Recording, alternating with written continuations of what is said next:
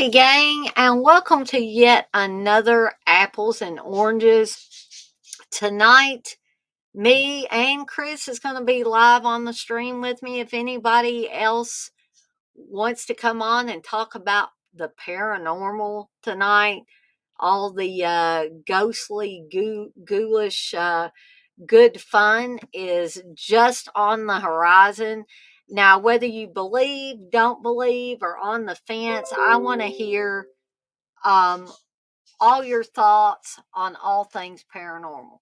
And you're going to get a double dose of it this week um, because Candace and I will be doing a Friday Foolish on, you guessed it, we're going to be talking about paranormal, and me and Candace are going to be sharing some of our favorite and spooky supernatural paranormal stories. So you can look forward to what we're going to talk about tonight, as well as Friday Foolish at 1 p.m. Eastern Time on Friday. Tomorrow night, I am planning, if all goes well, to do another triple threat review show for Seductive Boys and the Resurgence. And Chris is probably going to say, oh my gosh, she's talking about the other cannibal film. And yes, I will be talking about Cannibal Holocaust,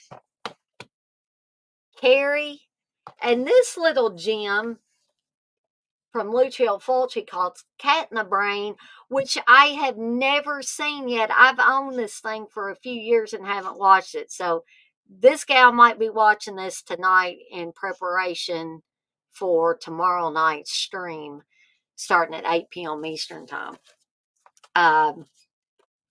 Friday's Terror Time Tea starting about 11:45 a.m. Eastern Time on Friday. I haven't picked my two movies that I'm going to talk about, but I'll definitely be drinking tea. Don't know if I will have a snack or not. We'll just have to see how things go. But in any event, I'll be drinking some tea and talking about a couple of films. No movie munchies, no watch alongs this weekend. I will be visiting my parents on Saturday to celebrate not only Father's Day, which will be Sunday, but their 50th wedding anniversary, which is actually on Friday. My parents have been married for 50 years. It's just it blows my mind that I guess when you're a kid, you don't think you'll ever see the day when your parents have been married for 50 years. But I'm gonna experience that come the weekend.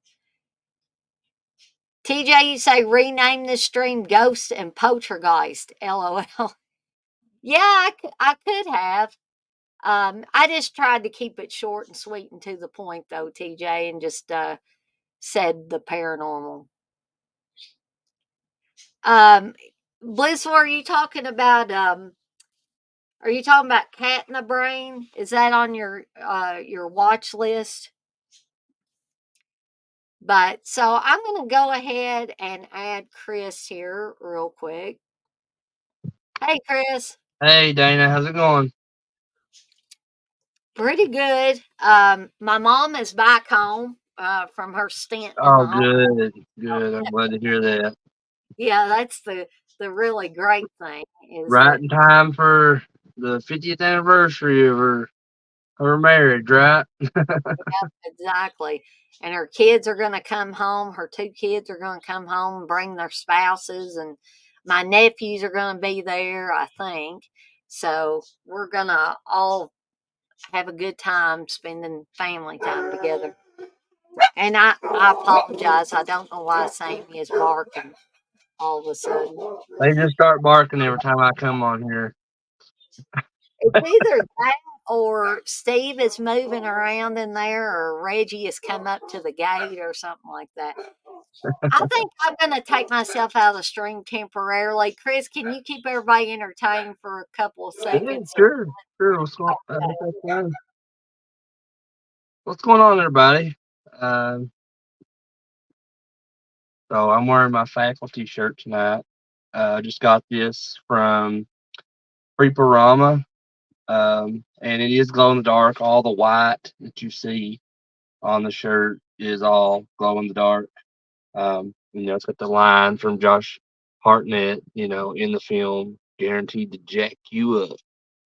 And let's see if I could. So it's got John Stewart over here in the corner, right there, and we got Art Patrick the uh, in the center there because he was the football coach in the movie. And let's see if I can stand up. So yeah, and there's like Josh Hartnett, Elijah Wood, Clay Duvall, Usher, the rest of the cast. So yeah, I love the faculty.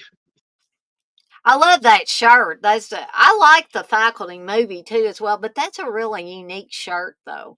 Yeah, I love it. It was one of those limited deals that they did from Creeperama. It was like they had this shirt and some other different designs of the faculty, uh, Uh-huh. only up for 72 hours. So you can pre-order it within that time frame. Because I learned something. My friend Jeremy told us because his best friend actually is the guy that runs Cavity Colors. Mhm. And he said that, you see a lot of these T-shirt companies uh, doing these 72-hour pre-orders, and then like after that they're gone. You can't order them again. Mhm. And the deal with that is that um, they cannot send you any kind of copyrighted like cease and desist orders until after 72 hours. But also the thing is, you also can't offer that design again Uh-huh. after that pre-order. So that's why you see a lot of these t-shirt companies like Cavity Colors and Gutter Garbs and stuff like that. They do like a 72-hour pre-sale, and then after that, like they close it. Mhm. So, but yeah, that's where I got this through, and yeah, I had to have it. I love the design on it. It's glow in the dark. And I love the faculty. So yeah. Yeah, I every time I've seen, or I think I've seen you maybe once, maybe twice with that shirt on before, and I Maybe. always love it every time I I, see it. I, I know Candace wore it once on Friday Foolish, I Maybe think. that's what I'm thinking about Yeah. too. Yeah. Um, Not that you look like Candace or she looks like you, but it's but I do get confused from time to time about who has what shirt Yeah. on. Um, but so Chris, I think I already know the answer to this question because I did a lot of talking to both you and Candace about some experiences she's had on her own, Hmm. some experiences you have been uh, a well, not really a participant, but you have been present to Yeah. see or hear certain things. So I think that you're a believer. I feel like that you are a believer Oh in yeah. these Yeah, types I am. And there's a lot to that as to why I am. Um, some of it I won't get into because it's just, I feel some of it is kind of unnecessary, and some people might not want to hear about. But yeah, like I am. You could say that, yeah, for sure that I am. A believer um, of the paranormal world and all that, everything that exists inside it. and I don't think I was ever a skeptic because I didn't really have enough time to be a skeptic on it because growing up, and I think Candace had, similar things Mhm. happen to her growing up that made us believers early on because I know in my case there were certain things that happened that I couldn't explain them away by just saying, well, it was this or it was that. There was no way I could explain it other than it had to be some kind of paranormal experience, that, I was either seeing or hearing or sensing, because you don't always see these entities. Sometimes you see them and you don't hear them. Sometimes you hear them and don't see them. Right. And some of these stories, at least one of them that I'm going to share. Um, People might say, "Well, Dana, you were dreaming. You were coming out of a dream." Um, but I would have to say, no, I don't feel like it was a dream because it was unlike anything I'd ever experienced. And I've had a lot of dreams in my lifetime, and nothing like this particular instance ever happened before.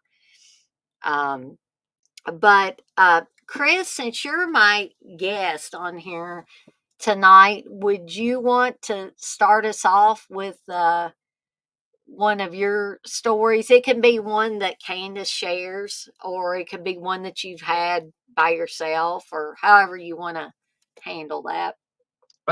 Yeah, I'll tell something. I'll start off with something that kind of happened. Not, I mean, it didn't happen to me, but it's just something that I witnessed. And I was a teenager at the time, and this was, you know, at my childhood home over in Floyd County, and me and my mom and dad. Well, okay, let me start over. So let me preface this by saying, when I was about 14 years old, my grandfather passed away, and he was really the only grandparent that I knew, that I grew up knowing.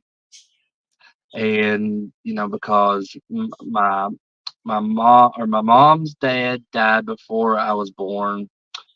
My dad's mom died before I was born, and my my mom's mom died when I was like 3 years old. So I didn't get to know her very well. But my dad's dad, which I know as my papa, he he passed away when I was almost 14 years old, and he lived just right, like probably 100 yards, if that, maybe less than that, away from my house. His house was built down in this little bottom below our trailer, and that was the house that my dad grew up in, and his sisters.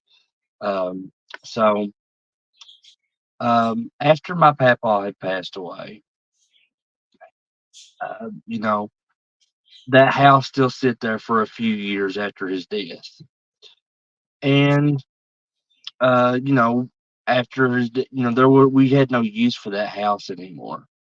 So other than just like storage and stuff like that, but all the electric, water, all the utilities and everything were shut off. Okay. So about a year, I would say, after my papa's passing, me, my mom and dad had went out. I believe it was a Saturday because or it's either a Saturday or a Sunday. I know it was a day on the weekend because we went somewhere that day, like to Paintsville or Pikeville or something like that, to go shopping. And we only did that on the weekends when I wasn't at school. Um, so we came home about probably 9 or 10 o'clock at night that evening, and as we was coming up the driveway towards our house, like I said, when we were going up the driveway, and then like as we're going towards our house, on the right was my papa's house, and then you just keep kind of turning up this driveway, and then there was my house. Well, as we was coming up, approaching my papa's old house, like I said, everything had been shut off. at this point in that house. We started seeing a light kind of glaring out from the side of the house. And so Dad just pulled on up to the end of the driveway where our house was and parked, and we all got out and we looked down there towards my papa's old house, and the window on the side of the house was where right through that window is where the living room was, and there was a light on. The living room light was on in that house, in that living room, and me, my mom, and dad were all like, "What in the world? You know, what is going on?" So my dad was like, "I'm gonna go check this out." So he grabbed his gun out of the glove box of our vehicle, and he started walking down towards the house. As soon as he got about halfway there, that light goes off, and then my dad kind of stopped when he seen that, but then he kept going after that, and he went on into the house, looked everywhere throughout the house, searched everything that he could search, and found nothing. And I actually, my dad, sometimes he can't remember stuff, and nowadays at least. Um, but I brought that up to him recently, and he did remember that, and we still can't explain it. Um, I don't know if that was anything paranormal, but it is very odd knowing that there was no power in Mm, that house and that it was on, but as my dad was approaching it, it shut off. So I don't know if somebody could explain that to me. Please do. I've never been able to figure that out, so it's always just felt kind of eerie to me, yeah. knowing that growing up. Well, I've got um, a story about a house, and this was my grand and papa's house. This was my dad's parents' house. And when Chris was telling his story, it made me think about this one. So here's a little background on the property that that house sat on. Um, I was always told that there was either a Civil War burial ground somewhere on the property or an Indian burial ground somewhere on the property. And anybody that has read up on, ghostly goings on, supernatural, paranormal, whatever you want to call it, anytime there is unrest, you know, in a burial ground, a cemetery, a graveyard, whatever you want to call it, um, usually there's some kind of activity either there in that burial ground, cemetery, whatever, or in the area surrounding it. So I've always heard things about Indian burial grounds in particular, and not just from Pet Cemetery. I mean, I'm I was not getting, talking about. I was getting ready to say I just watched Pet Cemetery again today, so it's funny you tell that story. uh, but I also heard that the Amityville Horror House, was built over an Indian burial ground. Hmm. And I've heard a lot of different ghost stories, so to speak, concerning Indian burial grounds. So it was either one or the other, or possibly both, that was on the property somewhere. Now, I never saw these burial grounds. I don't think anybody knew exactly where they were, and they probably didn't have markers, or the markers had, you know, eroded or been destroyed somehow. But when my dad was a little boy, I'm not sure exactly how old he was, but their first house that was on that property burned to the ground.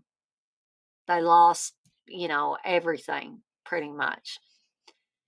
And then my grand and papa had built another house on that same property, and it stayed there for many years. And my gran even lived there after my papa passed away for a few years, and then she auctioned off the ground that the house sat on and the house itself.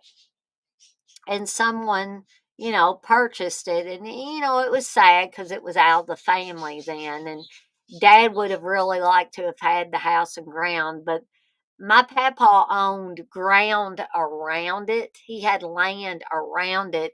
And dad and his brothers basically divided up that land amongst them. So the person that bought the house, they pretty much gave it to their son who was having it renovated. They basically were modernizing it and all of that stuff. Well, it looked absolutely beautiful because I saw pictures of the inside. They had redone the kitchen, they'd redone a lot of things. And sometime later, that house burned straight to the ground. Mm. And some nights later, now I know that the ground, there was probably some wood and stuff that was still smoldering at that time. The firefighters had come and they'd put it out, but the house pretty much burnt straight to the ground. Mm. And I was just, as young people do, I was just wandering around out in the backyard at my parents' house. Just wandering around. And I happened to look up in the sky where above where the house would have stood. Because if I went up so far on mom and dad's property, I could have seen Grand and Papa's old house from their land. So I happened to glance up in the sky for whatever reason, and the whole sky over where the house would have been turned a bright, fiery orange. I have never seen anything like this in my entire life. And it was the weirdest thing. And it was so funny that it happened, or odd that it happened right after the house burned, within 2 or 3 days of the house burning.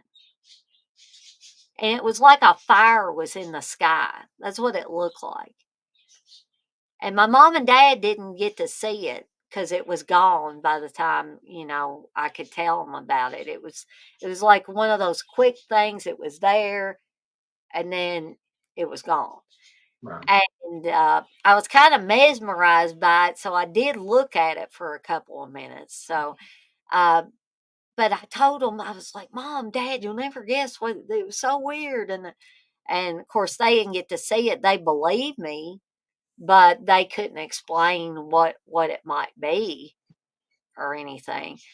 And so, a few years after that, I was working for the library system in my little bitty hometown, and we had uh, a program because that's what libraries do. They have programs for the kids and programs for adults and stuff like that. So we had Patty Starr, and I bet Chris knows who Patty Starr Yeah. is. Patty Starr and her husband, who are ghost hunters, came to the library and did a program, and they brought their ghost hunting equipment and they told stories. But before they did their little program, I went up to them and talked to them Mm. because I'd always thought that they were very interesting people. I had read Patty Starr's books and stuff like that. So I introduced myself and went up and talked to her and her husband, and I told them about the experience of the two houses burning down on that same piece of property. I told them about either the Civil War burial ground or the Indian burial ground possibly being on the ground somewhere, and even about what I experienced a few days after the house had burned. And they said, yeah, it definitely sounds like there was something going on there. And I consider these people and people like them. I don't consider so much, and I'm not putting anybody down that watches those ghost hunting shows nowadays. But back in the day when you would talk about ghost hunters and stuff, these people were the real deal. They weren't ones doing they weren't going down dark hallways and going, "Oh, did you hear that? Oh, did you hear that?" They had real equipment and stuff like that. They were doing what I call real serious investigations. Now I think it's more entertainment based instead of, we're going to go have a paranormal investigation. Yeah. Um, and again, I'm not putting anybody down. If you like those, if you enjoy those, my neighbor next door, she enjoys them. And I would never put anybody down for that, but I'm just not a big fan of the There more. are certain ones that I do enjoy, but like Ghost Adventures and Ghost Hunters and some of the like the bigger ones, um, I'm not really into because it a lot of it feels scripted. Yeah, Um, exactly. and I just yeah, especially like the Ghost Adventure guys like Zach Bagans and like I don't know. There's just something about that guy that comes off he's like a douche. But and and those guys have been at Scarefest in the past. And, well, I wasn't even interested in meeting them. I know some people that did go up to meet them and it said that um that Zach Bagans acted like his shit didn't stink and all it and like he was like had the biggest ego ever was and but yeah, I agree with you on that. I don't really get in to those shows mostly, but like what I like what as far as like the investigation stuff, those types of shows, I don't really watch a whole lot of that. What I like is the shows where kind of like unsolved mysteries Yeah. and just like how there's got people on there. It's kind of like a documentary series or something, where it's got the people like sitting down and they're like interviewing them, and they're just kind of like, giving their story, and then they'll do like a dramatization of it with like Mhm. actors and stuff, like retelling. I like that stuff more of that. Yeah. Yeah, I do too, and I like the more like the old school stuff, and of course, Unsolved Mysteries fits in with that, Mhm. the old school stuff, and I could just watch. In fact, I have just sat and watched one Unsolved Mysteries story right after the other, just Yeah. on and on and on. I could watch that stuff all night long. Yeah, there's a new show. It's kind of like Unsolved Mysteries. It's on Netflix now called Files of the Unexplained. And Oh, yeah, so me and Candace have been watching a few of those episodes. that's not that one, that's not that one that William Shatner hosts, is it? No, no, no. I know the one you're talking about. Now this one's a new one. I think they just added it to Netflix about maybe a month ago or something. Um, so yeah, like it was all the first season, or if they do more seasons, I don't know if they're going to do more seasons or not. But it was just for I guess filmed last year. All those episodes, but it's really good. Worth checking out if you like unsolved mysteries and all that. Mhm. I may have to see if I can check that out because me and Steve, we do have Netflix. Batman says I was a hardcore fan of MTV's Fear TV show. I think I remember that, but I don't. I don't know if I ever watched an entire episode of it, but I MTV do recall. Scare TV show. I don't think I remember that. Um, I tell you one that I liked. It wasn't, like a one of these regular like ghost like shows or anything like where they're doing investigations or they're even retelling the it was a prank show that Tracy Morgan hosted. It's called uh what was it called? Scare Tactics or something like that. Oh yeah. And it was just a prank show where they would like do stuff like that, like they had like involved like aliens or Bigfoot or ghosts or different stuff like that. But that's completely different from what we're talking about. But Chris, do you have another story that you would like to share? um, I, I'm trying to think of one like because I've not encountered a lot of stuff like that in my Mhm. lifetime, at least yet.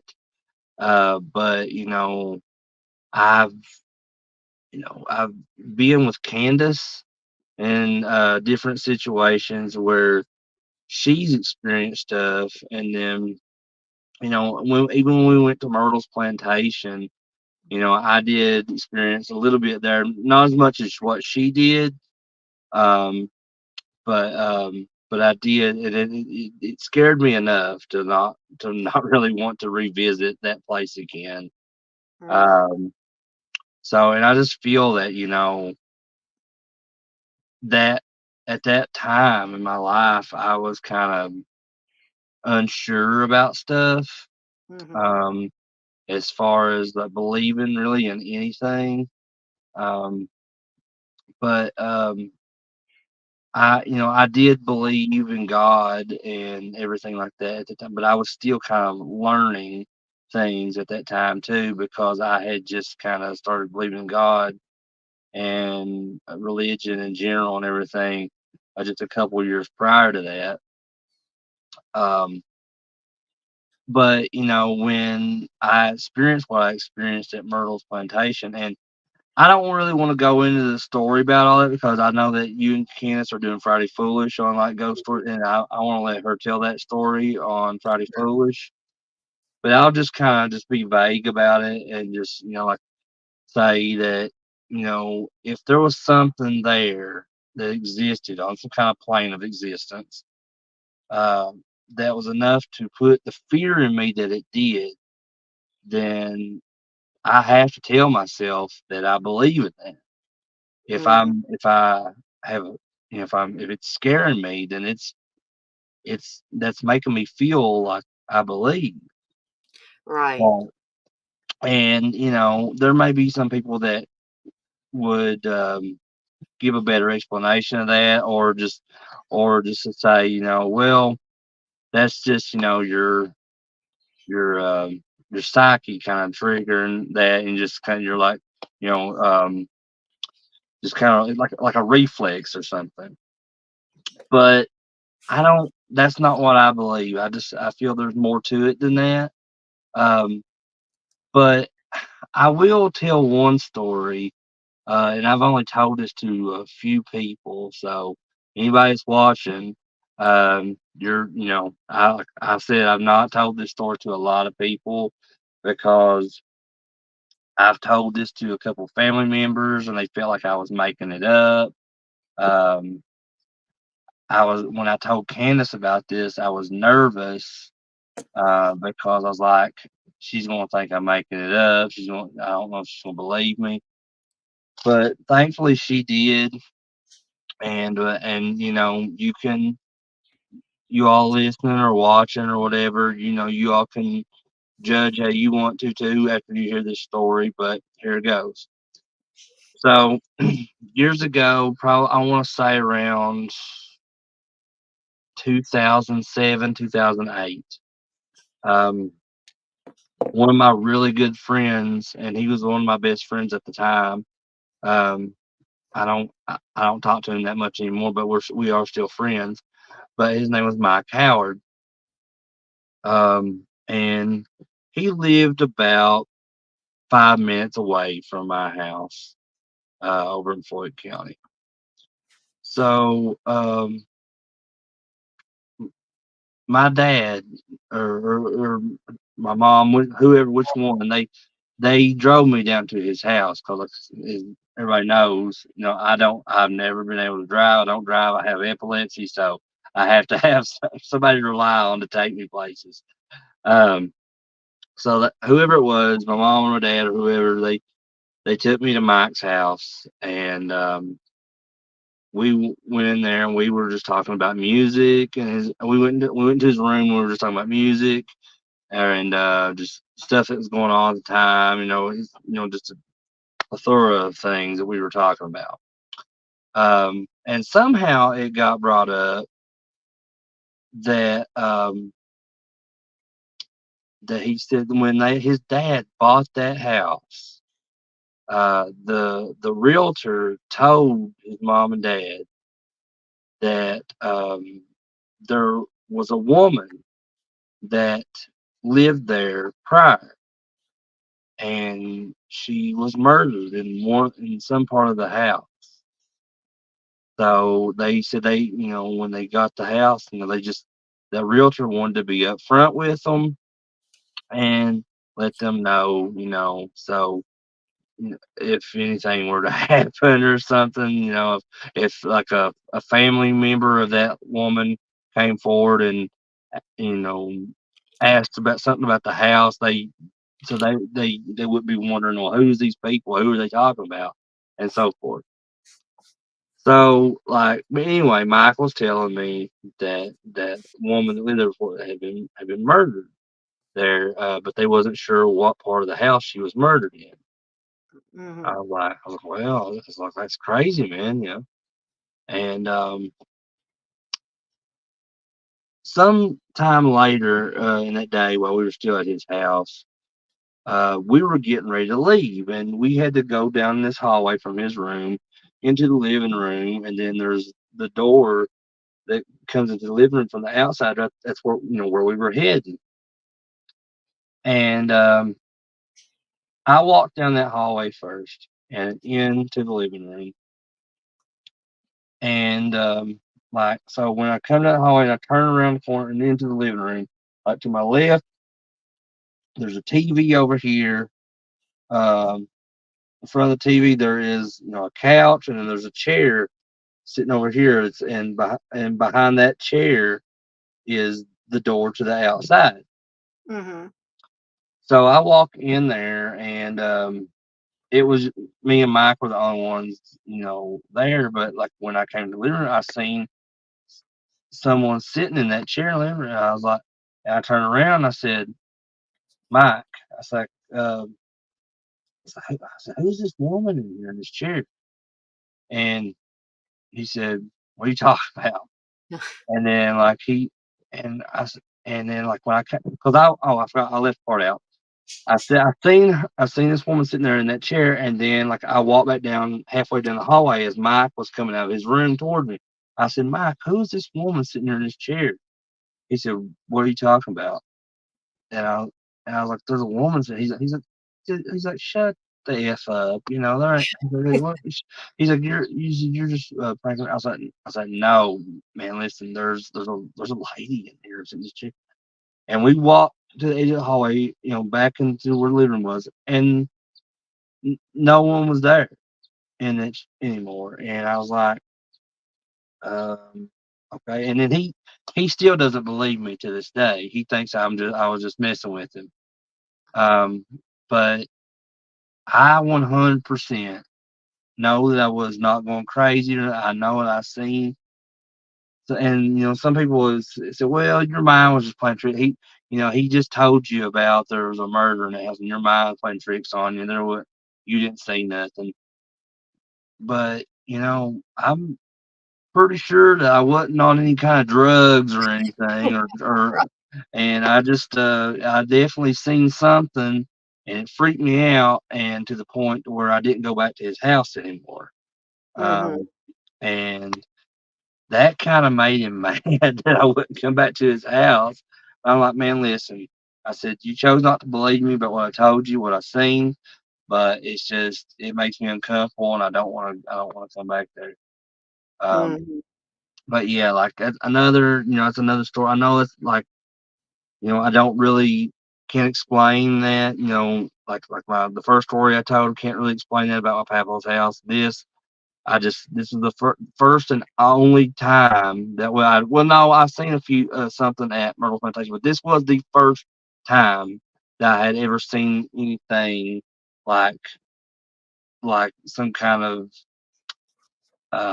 person, or just what, actually an eyewitness thing, like it Right. wasn't like a hearing stuff, and because I think we've heard stuff in the past. We thought something was in our house, but there's explanations to that sometimes when you just hear noises in your house and stuff.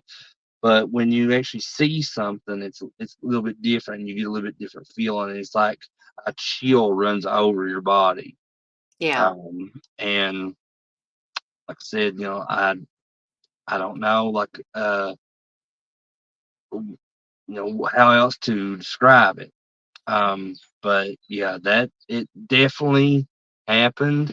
And like I said, I'm kind of hesitant to tell that story, but I wanted to tell that tonight, because like I know just there's some people that are extremely skeptical.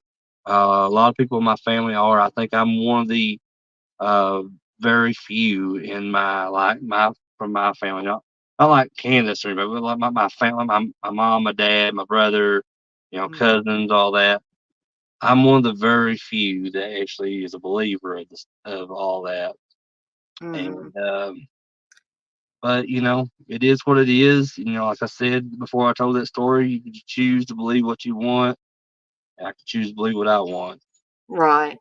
Well, I definitely believe you, Chris, because of I might believe differently if I didn't have my own experiences, but because I have had my own experiences where I've seen things, I've heard things, and when you actually, I mean, Chris is right. When you actually see something with your own eyes, you know you're not under the influence of drugs or alcohol when you see this. So, I know it's up to everybody else's interpretation, but when I hear that somebody else has seen something like that, and that I can tell by the way they're talking about it that they are sincere, and I can tell that Chris is sincere on that. So I have no choice but to believe that he saw this woman. Uh, because, I'm going to save some of the stories for Friday Foolish, but uh, especially my Waverly Hills stories, I want to save those for Friday Foolish. But I do have at least a couple of stories to tell about Waverly Hills, and that both times I was there, I experienced something. Um, the first time when Steve and I went, I didn't see the entity until I looked at my pictures. And that is something that I've heard a lot of people that dabble in this type of stuff, whether you want to call it ghost hunting or ghost busting or whatever you want to call them, paranormal researchers or whatever, that a lot of them will say the same things about some of the similar experiences like I've had. But I can I can almost guarantee. Now y'all can take this with a grain of salt, but I can almost guarantee that the house that me and Steve live in right now has got some entities floating around in it. And Steve is one of these people that wants to say that he doesn't believe, but I think he does that in an effort to protect himself. He doesn't want to get creeped out. And so he said to me one time that he really didn't want me getting my ghost hunting stuff out because I have a kit, and I'll try to remember to bring that kit out when me and Candace do Friday Foolish. That has, like a voice recorder. It has a spirit box, which let me explain um, to those of you that don't know what a spirit box is. I didn't know what one was. But a spirit box is basically white noise, which, if you've done any kind of research on ghost hunting or ghostly experiences, that it's easier to detect an entity audibly when there's white noise. And white noise can be as simple as a radio that's off station, and that's essentially what these spirit boxes are. You cycle through the different channels, and when it hits white noise, which is that shh kind of noise, that is when you can hear things. And sometimes you can't hear them with the human ear while they're happening. That's where the voice recorder comes in. So, what I would do on the times where I was just seeing if I could capture any spiritual activity or paranormal activity or whatever you want to call it, um, what I would do is I would turn the spirit box on and I would have it cycle through the different stations where it was constantly going through periods of white noise. It would be scanning through it. And then I would turn on my voice recorder and I would start saying, "Is there anybody that wants to communicate?" And I know some people think that's goofy. Oh, you're sitting around Dana and you're saying, "Oh, does anybody want to communicate with me?" But that's the way you're supposed to do it. Um, so one night I was doing that. I was sitting back here in this room that I'm in now. Only my desk was over there where Steve's desk is now. And I, I had the spirit box on, I had it scanning, I had the voice recorder on, and then I started, is there anybody that wants to communicate? Is there anybody here? Um, is there anything that you want to tell me? I would just, you know, um, say things like that or ask questions like that. So the first night I think I did this, I didn't detect anything. I didn't hear anything. When I played back the voice recorder, I didn't hear anything. I believe this was the second night I tried it again. And I was just asking the regular questions. And I happened to ask, "Do you know my name?" And I can't remember if I heard the voice while it was happening. I don't think I did. I actually went back, listened to the voice recorder, and when I say, "Do you know my name?" or "Do you know who I am?" there's clearly on the recording, I listened to it dozens of times, a voice that says, "Dana." And it was clear as a bell. I mean, it gives me cold chills kind of thinking about it now, but I believe it. It won't hurt my feelings if other people don't believe it. But I know what I heard, Yeah. and I believe it. And I'm looking at Chris's face, and I think he believes me Yeah. uh, what I'm saying. So, I would tell Steve about this stuff, and I would say, "Steve, listen to this," because I actually took that recording and put it on my old computer. I still have it on the old computer. I don't have the old computer on now, or I would, play that back for you guys and gals. But it it was clear. It was clearly my name that was being said. Now, some people I'm sure would say, you just wanted to hear it so bad that it made it so, you know. But Well, when I go ahead, Chris, I was sorry. just going to say, to me, from my knowledge of the, gathered over the years of people that say stuff like that are trying to make excuses. They're trying to just feels like you're being mocked by them when they say stuff like that to you. Um, the majority of people that I've encountered that do that, they deep down they believe. It's just Oh, it, yeah. it scares them I because think that's so what what they do to counter that is to try to make a joke of it, to mock it, to just kind of have it as an excuse to um, to make themselves feel better about not being afraid of that. right. Um, that's just what I've encountered, and 'cause I'm not saying that's the same thing for everyone that tries to make excuses or anything, or to explain it to why, oh, it's nothing. You're just one.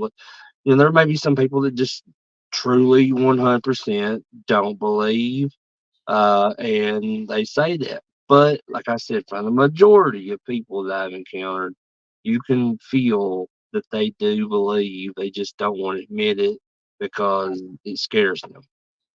I think that's what Steve's thing is because when I got the what I consider like picture proof from Waverly Hills, and I actually had him come back here and look at the picture. He had said before, I don't believe, don't believe, don't believe. But he came back here, and I swear to you guys and gals, when he saw that picture, and I said, do you remember that woman being in our group at Waverly Hills? And his eyes were big as saucers, his face was white. And he said, no, Dana. And he said, you're creeping me out. And he turned around, he went back in the living room. So I believe wholeheartedly what Chris just said, that when people believe, but it's just too much for them, it's easier to mock it or say it doesn't exist or any of these things. I'm not saying everybody's that way.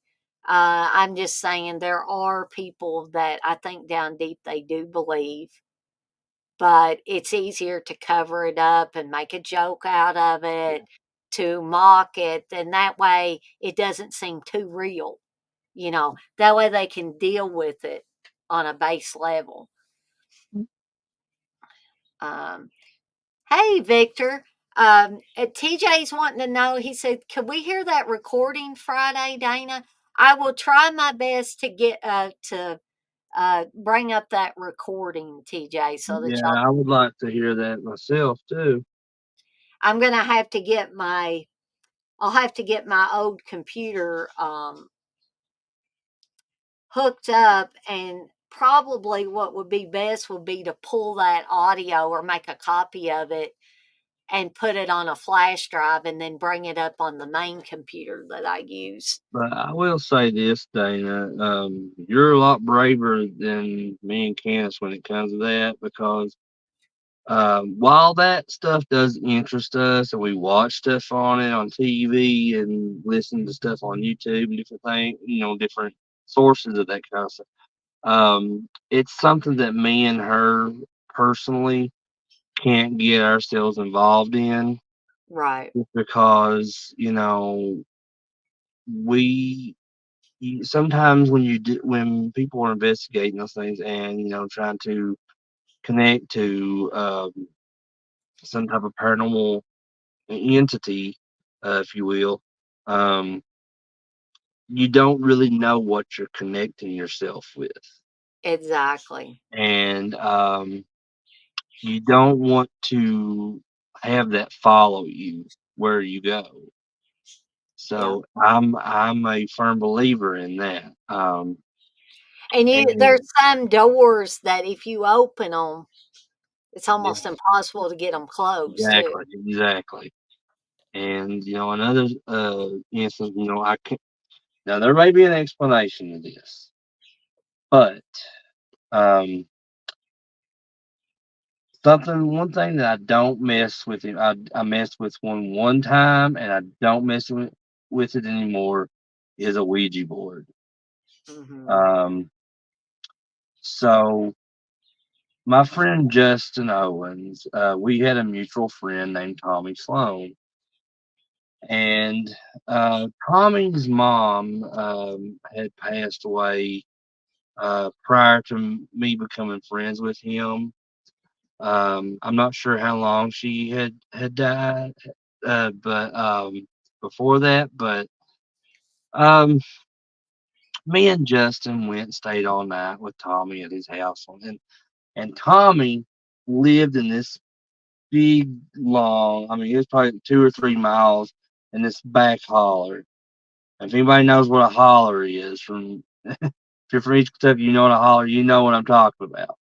Oh, Um, I even know what a holler is, and I'm not even from Eastern Kentucky, but but Tommy lived in this back holler, like 2 or 3 miles, just in out in the country, and his house was the only house out there. There was nothing but just like hills and everything, and nothing, nothing else, just his house. And him and his dad lived there. Since his mom had passed and everything. Um, so Tommy had a Ouija board, and we were. I found it, sitting in his room, and I said, guys, let's mess around with this Ouija board. And Justin and Tommy was like, nah, man, we don't want to put that. So foolish me decided I was gonna fool with it on my own. uh-oh. Uh, And you know, I maybe messed around with 10, 15 minutes. And I was like, nothing, nothing's happening. So I just put it away. Um, and then, we went on the rest of our, about our night. And then, so about 7 or 8 in the morning, um, I called, I think it was 7 something in the morning. I called my mom. I was like, hey, mom, can you come pick me up here at Tommy's? And I just gave her directions and everything how to get there. She's like, yeah, okay, I'll be there shortly. So Tommy and Justin were still asleep. So I said, I said, I'm just going to go on outside and stand out here and wait on mom.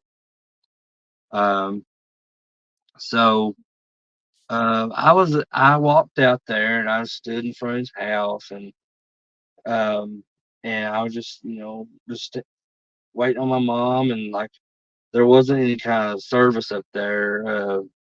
So I was just, I had my phone with me. But I couldn't look at anything because I had to call my mom from Tommy's house phone to even get a hold of her. But like I said, I didn't have any search, so I was just kind of, I didn't know what to do. Like, well, I'm just kind of like, I don't know. It's until I don't know. I was probably just talking to myself, just thinking. But then I was out there maybe 5 minutes, and then I just hear the most blood curdling scream of a woman that I've ever heard, and haven't heard anything before that, haven't heard anything since that like that. And my whole body froze. I just froze. And um I I came close to trying to run back into the house to wake Tommy and Justin up to let them know I was hurt. But right after that, um, my mom showed up, and I've told that story too, and people said, "Well, that could probably was your mom messing with you." I was like, "No, if you knew my mom wouldn't do anything like that." Your dad maybe, My but dad, maybe, yeah. But my mom is not. No, she would never do anything like that ever. You just have to know her. But this was just like, cause this was like I said, he was in the back of this holler, and it was up on a hill. So like when you come outside, and here's his house, and then there's like a hill that goes like it's a really steep hill that goes down this way, and on the other side there's another hill that was steep. So like he lived in a very I thought it was a scary looking spot anyway where he lived because like yeah, there's two big steep hills on both sides of his house, and he's back there in his holler. You know, something were to happen, nobody would ever know. You know, something happened to him back there because they were so far back there. Like I said, I heard that scream and it just scared the absolute bejesus out of me. mhm, To where I just froze. I didn't know what to do. But luckily, there came mom shortly after that. Um, and ever since that, like I just like, because at that time I was an atheist. I was an atheist at that time, so that was yeah. And I didn't really question it too much at that time when it happened, other than it scared me. But later on, after I had found religion and everything, I thought back to that, and I was like, maybe that was that fear coming on. That was God talking to me to tell me, like, that stuff that he's real, and then other things are real because just and not to get into religion because I don't want to go too much into that, but just I feel like if you are like me and you are religious and you follow stuff from the Bible, you know, it talks about spirits. The Bible talks about you know uh, sights and wonders that cannot be explained. right. Um, but yeah, so it's just when I combine those two things, these stories and stuff that I believe in my personal religious beliefs in that part of my life, um, it it helps me cope with those things more. You know what I mean? Mhm, But like I said, I don't. After that, I said I never fool with a Ouija board again. Whether I believed in anything or not, I just I didn't.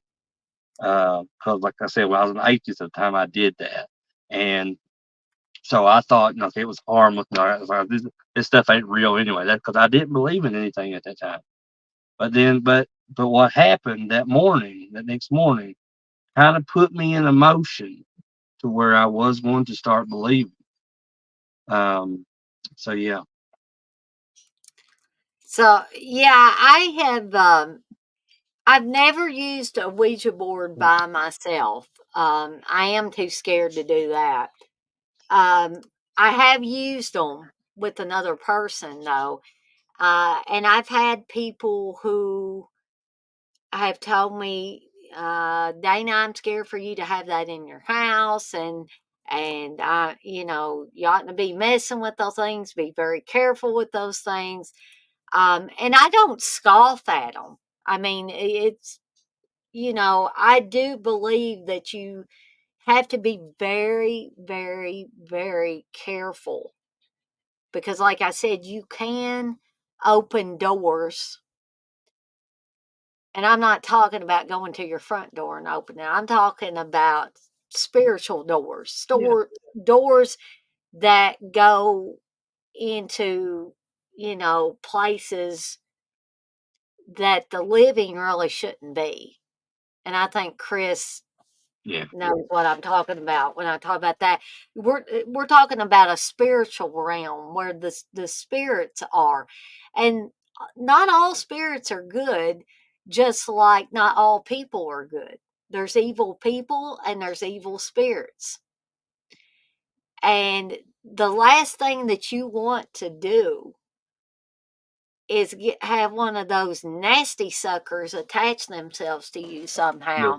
So you have to be extremely careful. Now, if you don't believe in this, you probably think me and Chris are blowing smoke up your butt. you know. But for those that believe, you know what we're talking about. And I don't take the Ouija board or any of these other things, I don't take them lightly. I have used Ouija boards. I've used my ghost hunting equipment and probably still will continue to use that. Although I haven't used a Ouija board in years, I actually have one that is handmade, and I think it looks really cool and stuff. But the only thing I've done is looked at it and, remarked at how cool looking it is. And it is currently in me and Steve's bedroom. And y'all are probably thinking, oh, Steve better look out. It's in me and Steve's bedroom on top of a bookshelf. And I don't take it down very often. And I still think it's cool, but I would never use one of those things by myself. And I cannot get Steve to use one, because I think it all goes back to what me and Chris were saying about people that really believe but want to cover it up by making jokes and things like that. You won't catch them touching anything like that or even getting close to it. He probably doesn't realize it's in the bedroom with him, or he probably would tell me to move it to another room in the house. In the past, I have also had the Parker Brothers one, but I don't think it matters. You know, some people say, "Well, it's just a game." Well, not really. Not in my opinion. Well, it just depends on how much energy you put into it. I Mhm. mean, um, like like you said, there are people out there that just kind of says, "Well, all it is just a piece of cardboard with some letters and numbers and different designs on it." And it's kind of become a pop culture thing now, to where they have made like different like horror theme, like a different horror movies Yep. Ouija boards and stuff. I think there's like a Beetlejuice Ouija board now, and There's a Stranger Things there's one. a Stranger Things I one. Yeah. actually have one of those. And when I was 13 years old, what I wanted for my birthday, and people are gonna laugh, was a Ouija board. I wanted one of those Parker Brothers Ouija boards. And my mom and dad got me one because when my mom was a kid, she had one.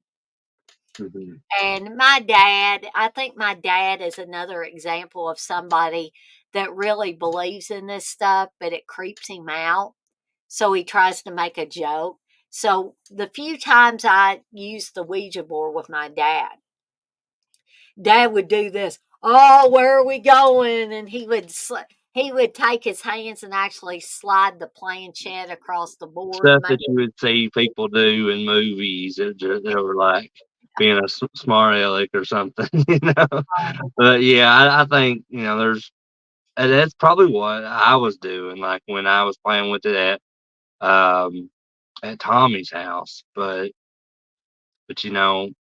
it's not something to really mess with or to make light of, especially if you know if you're a person like me who, like I said, I experienced something after the fact, and it just, even though I didn't really believe in anything like it or any kind of higher power or anything at that time, um, it still scared me.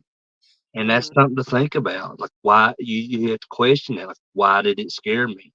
There's something deep within me that caused that to scare me. And I really believe that something was trying to reach out to you from the other side to say, "Hey, I'm here," Yeah.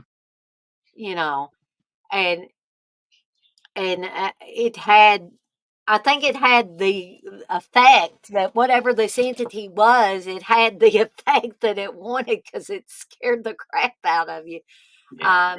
and probably went more towards you becoming a believer of not only God, but also other spiritual Yeah. entities. And I Um, think, there's a lot of people that, that choose to not believe in that stuff. I think solely because of how popular it is, how it's used so much in movies and books and TV shows and all different types of media.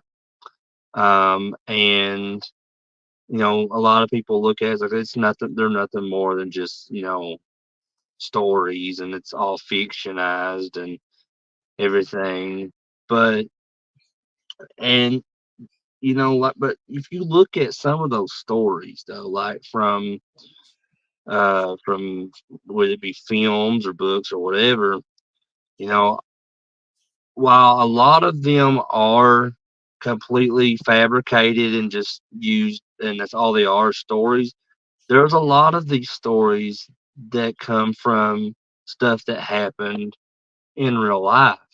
Mhm. Um, and it's ultimately just up to people when they know that those were based off of stories from real life. It's just ultimately up to them to decide whether it's true or not. But Right. but when it comes down to it all, the people that are telling the stories, the people that the stuff happened to them, um, you know, that's really the only people that should matter to, Mhm. because they know whether they're telling a story, whether it's true or not. They're the only ones that know what the actual truth is. Mhm. And what anybody else thinks about it, you know, is irrelevant, really.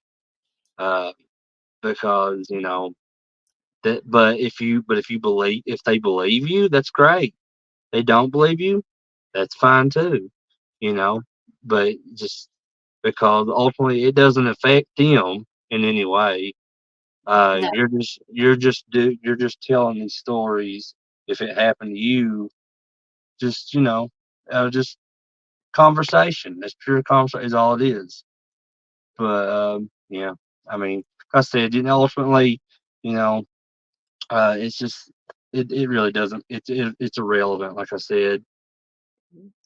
Well, I'm going to read through a few of these messages in the chat because it appears that people are sharing some of their stories, which is what I wanted to happen. I wanted to kind of mix and match with me and Chris telling some stories and you guys sharing some stories as well.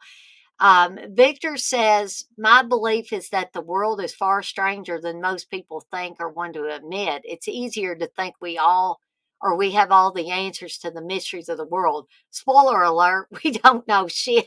That's right. We Yeah, don't. He exactly. he hit the nail on the head there.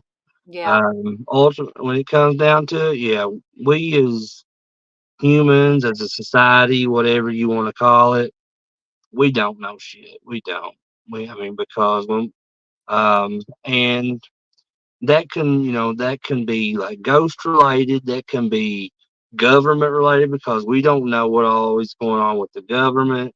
We don't know about like life outside of this planet. We really don't know. Like, I mean, we can make up theories and stuff like that, but people that have experienced it, that have experienced things in this world, those people know.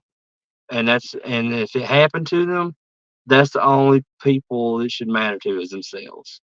Um, but until something is worldwide, shown to everybody, there's always going to be skeptics everywhere you look.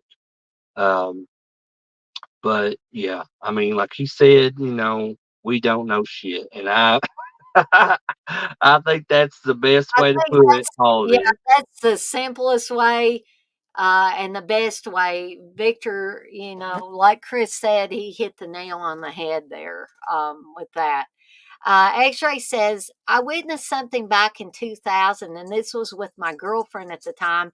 We both experienced it. And this was at her century old brownstone building in Brooklyn. She said it wasn't the first time either. He said, outside of that incident, nothing. Well. But at least you had that incident, though, X-Ray.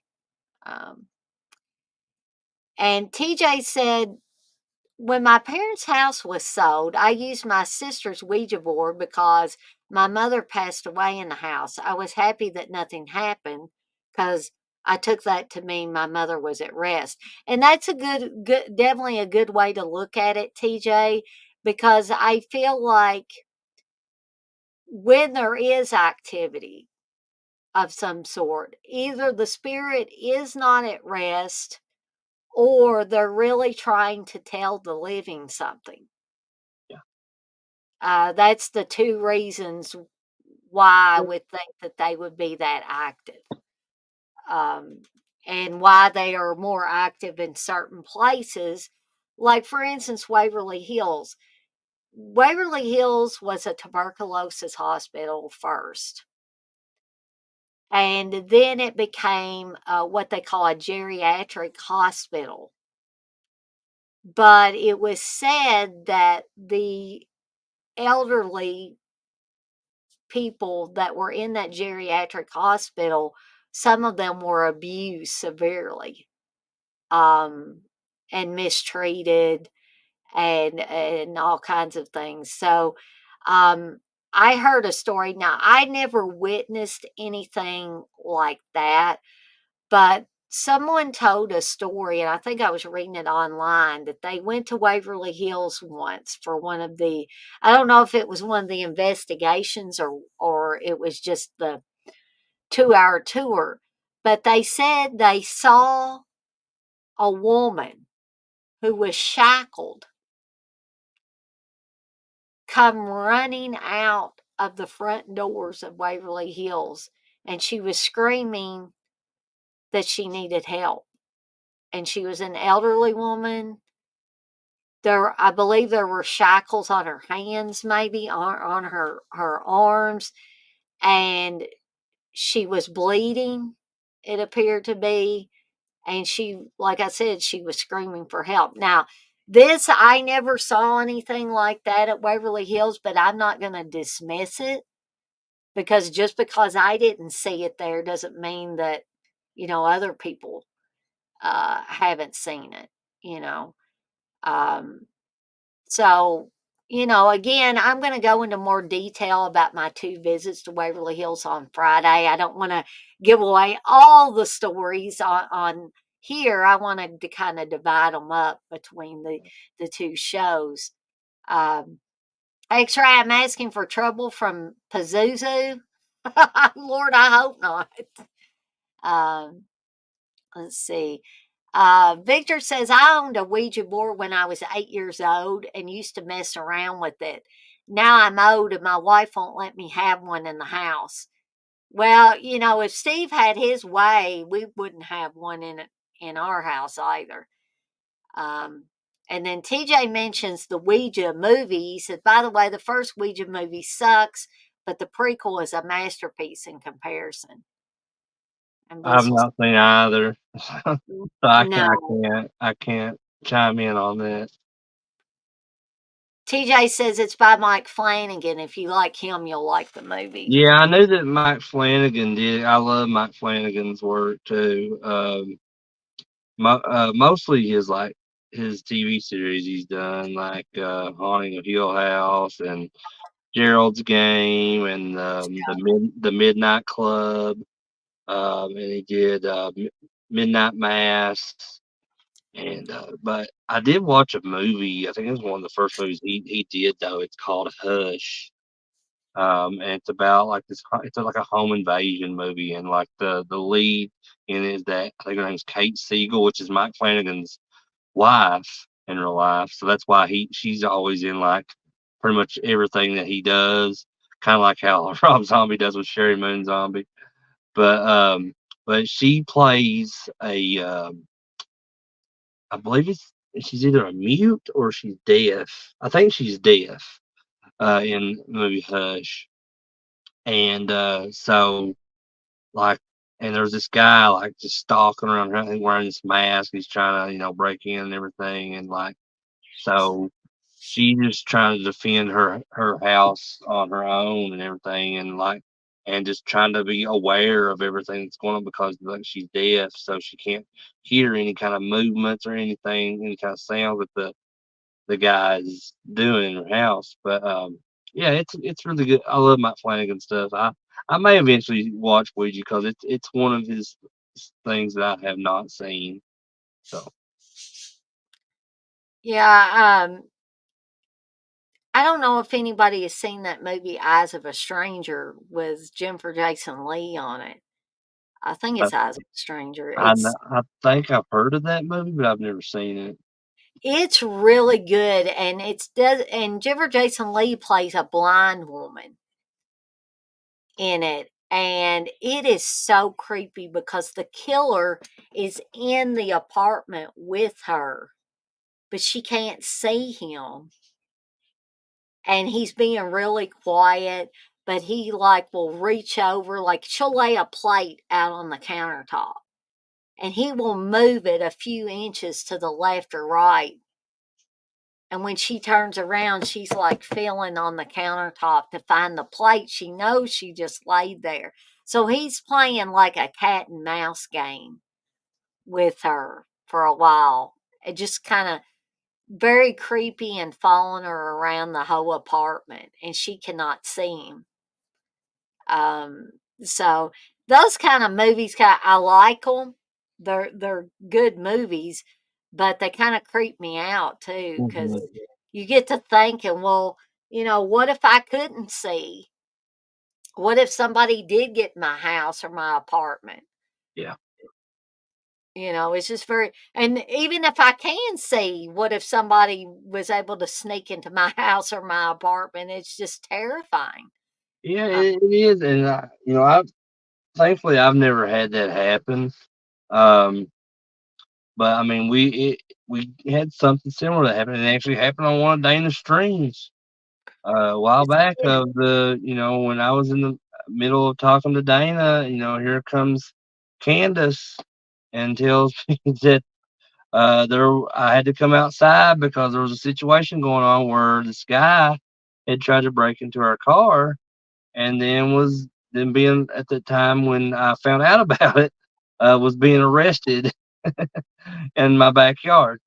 But yeah, it's even though like nothing really happened there, it's still scary and it's kind of had yeah. us on edge ever since, like wondering if something like that could happen again, or even worse, God forbid. But um, yeah, it's just yeah, you don't. And I know that Aaron, Uncle Bill, in the past, that uh, he's had that something like that happen to him when Uh-huh. this was years ago. He said that there was, I guess, like a meth head or something, just like ran through his house and back out like through the back door or something. And he said it just kind of happened before he even knew what was going on. And Yeah. even though nothing happened there with that, that's still scary to just Mhm. because you don't ever think like something's going to happen like that. And when it happens, it's so unexpected. Like you're kind of in a state of shock and don't really know what to do at first. Mhm. Exactly. TJ mentions the Hush movie. He says Crater Hush hasn't been available on home video and is finally going to be released soon. It was only on Netflix, which it isn't at the moment. Yeah, that's where I saw it was on Netflix. Um, I had never looked for it on any kind of video release, DVD or Blu-ray or anything. So I didn't know that. I didn't know that it had not had a release, but that's really cool. That's interesting. And Blissful, you're right. When things like what Chris was describing about what happened to them and others, it does strip you of any security. You basically feel like you're not safe anywhere. Hmm. When somebody comes into your home, or even in the case of Chris and Candace, it was their garage, but you know, that person could have very well gotten their house if given, enough time Well, they for. could have, but just based on the state of mind, I guess, that person was in, I don't know how much they would have accomplished because, like I said, um, this person was drugged out of their mind. They had to be in, and I'm sure it didn't help their state of mind any when they tripped over that shelf in our garage and split their brains open on our concrete step. Mhm. So, I mean, and I have to laugh about it now because, like, you know, as soon as I found out what was happening, I made a joke about it because I knew everybody was okay. I knew the guy was being arrested. So, like, that's all you can do is you have to make light of things. You have to find positives in a negative. Mhm. Um, and so I like when I was told by Candace and her brother CJ what had happened, I was like, yeah, you home alone his ass.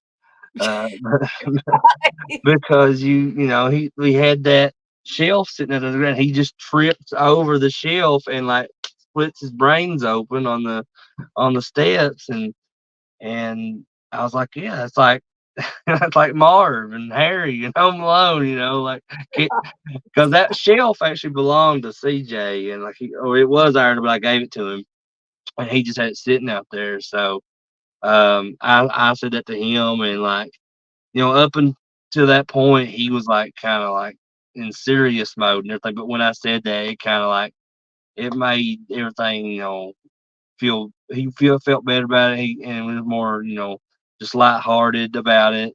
Um, and it's just you have to be in those type of situations. I mean, um, I found that when something terrible happens or something negative happens in your life, the only thing you can do there is either go down and just Mhm. keep, grieving about it or being negative about an already negative situation, or you can just try to make light of things and just be positive about it, find positive and negative.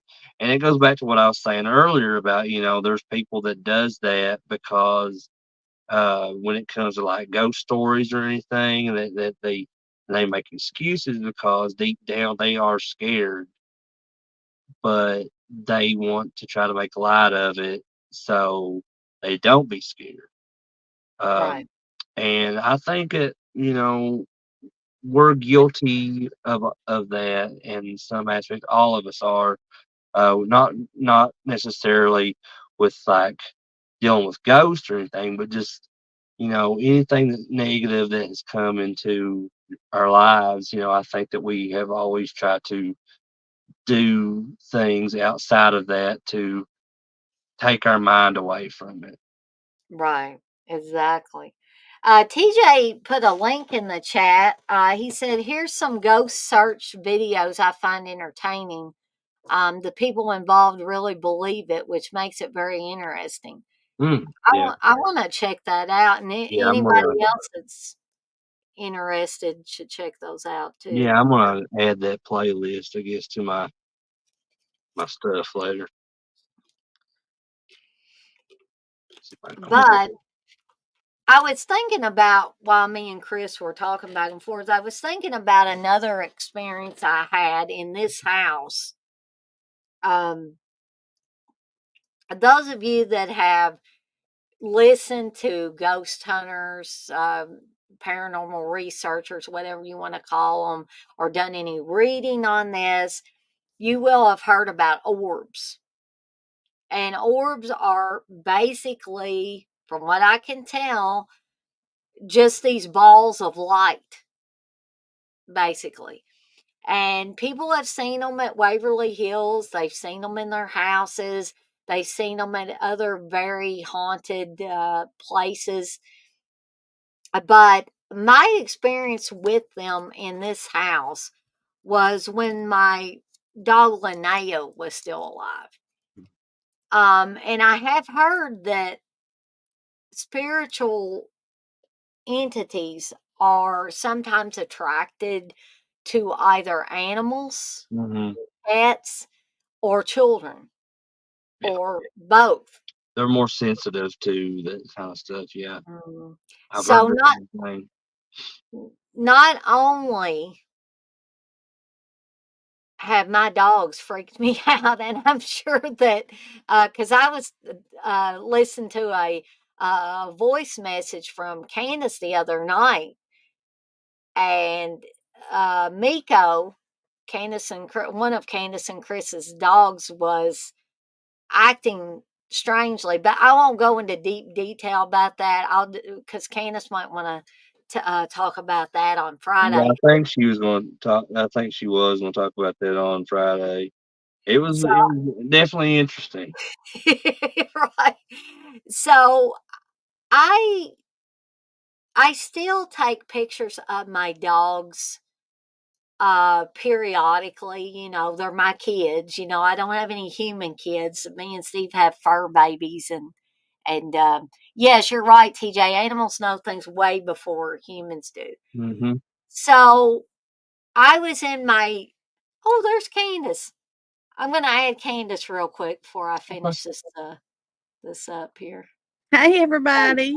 Hey, Candace. I figured I'd pop on here just for a minute. I'll let you all, finish whatever you was talking about. Oh, I was just telling the story about, and I think I've told you this before, Candace, that I used to take a lot of pictures of the dogs, especially when Steve and I first got married, and I would take a lot of pictures of Linnea and some of the other dogs around. So one particular night, I was taking some pictures of her, and she was sitting. I know y'all can't see because it's dark back there, but there is an entryway between our living room and our kitchen. And Chris and Candace have been to our house, so Yeah. they know what I'm talking about there. But Linnea was sitting between those two rooms, and she appeared to be looking at something. Hmm. But I was too busy taking pictures for it to really freak me out at that time. So whenever I was looking back at the pictures on my phone, I noticed that there were numerous orbs around Linnea in one of the pictures, and I was like, "Holy cow! They must have really been attracted to her." And my thought was that it might have been children, or young kids, or maybe really little kids, or preteens, or anything like that, because Linnea always loved kids. And it was just, I bet there were 10 or 15 orbs around her. And she just seemed to be, taking it all in. Like, what is this around me? She didn't really seem scared, but she seemed curious, I Yeah. guess would be the best way to describe it. And I was just amazed at it. I know I showed Steve the picture, but me and Chris have already talked about, we think Steve believes, but he's one of those people that it's easier to make a joke out of it Yeah. than to creep yourself out and take it all, seriously. Um, but I saw where Victor got his present, which came from my store. So I'm going to take a second and read this. He says, "I got my birthday present from my wife, which was a Scooby Doo movie mashup with Kane Hodder T-shirt and a Henrietta honeysuckle candle. I love them. Buy stuff from Dana's store. Highly recommended." And Yes. thank you, Victor. And am so glad that you liked your birthday present. Um, I didn't know that the candle was for you. I thought maybe your wife might have gotten that one for her, but that's awesome that you got to keep both things. Um, and TJ, yes, as I said before, I think I read this earlier. Animals know things way before Yeah. humans. Hmm. Blissful says, "Happy belated birthday to Victor." Um, John says, "I have a paranormal story and I'm not BSing it." Well, we believe you. Me, Candace, and Chris, we definitely will Yeah. believe you on this. Um, So John says, when I was a young kid, I recall seeing a weird Ninja Turtles looking figure in a trench coat standing in the doorway of my sister's room. It had glowing eyes. I thought it was a dream. My sis has the same memory and says I was crying in bed. She says she followed it down the hallway and it vanished when the light came on. It has a weird outline, um, hold on, like Raphael in the Teenage Mutant Ninja Turtles movie.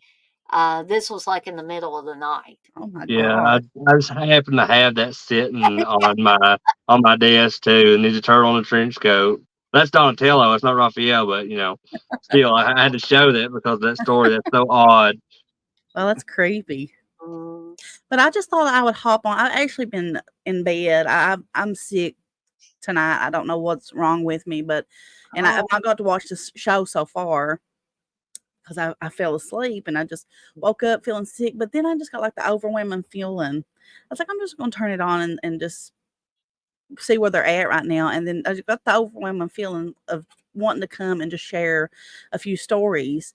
sure. So yeah, I don't know why, but I just wanted to hop on here just real quick. I got some food in the oven, and so I probably can't stay on here, until you get off or anything like that. But if you don't mind, I would like to share a few things because I'm really excited about Friday. I'm excited about the show, and I have a lot of stories. Well, Sometimes, you've had some stuff happen this week that yeah, I yeah. have plenty to talk about. Some that are my stories and some that are not my stories, some that are my dad's stories or my grandma's or, because I grew up in a family on my dad's side, um, hearing a lot of stories. Some that were collaborated by several different members of the family that hey, yeah, this happened. This is not something that's made up, that he's not making it up or she's not making it up. We witnessed this. So if you don't mind, I'd like to just share a couple things. And I The want to floor be, is yours, Candace. and just, whether you believe or not, Dana offers this safe space for people to come and, share their experiences.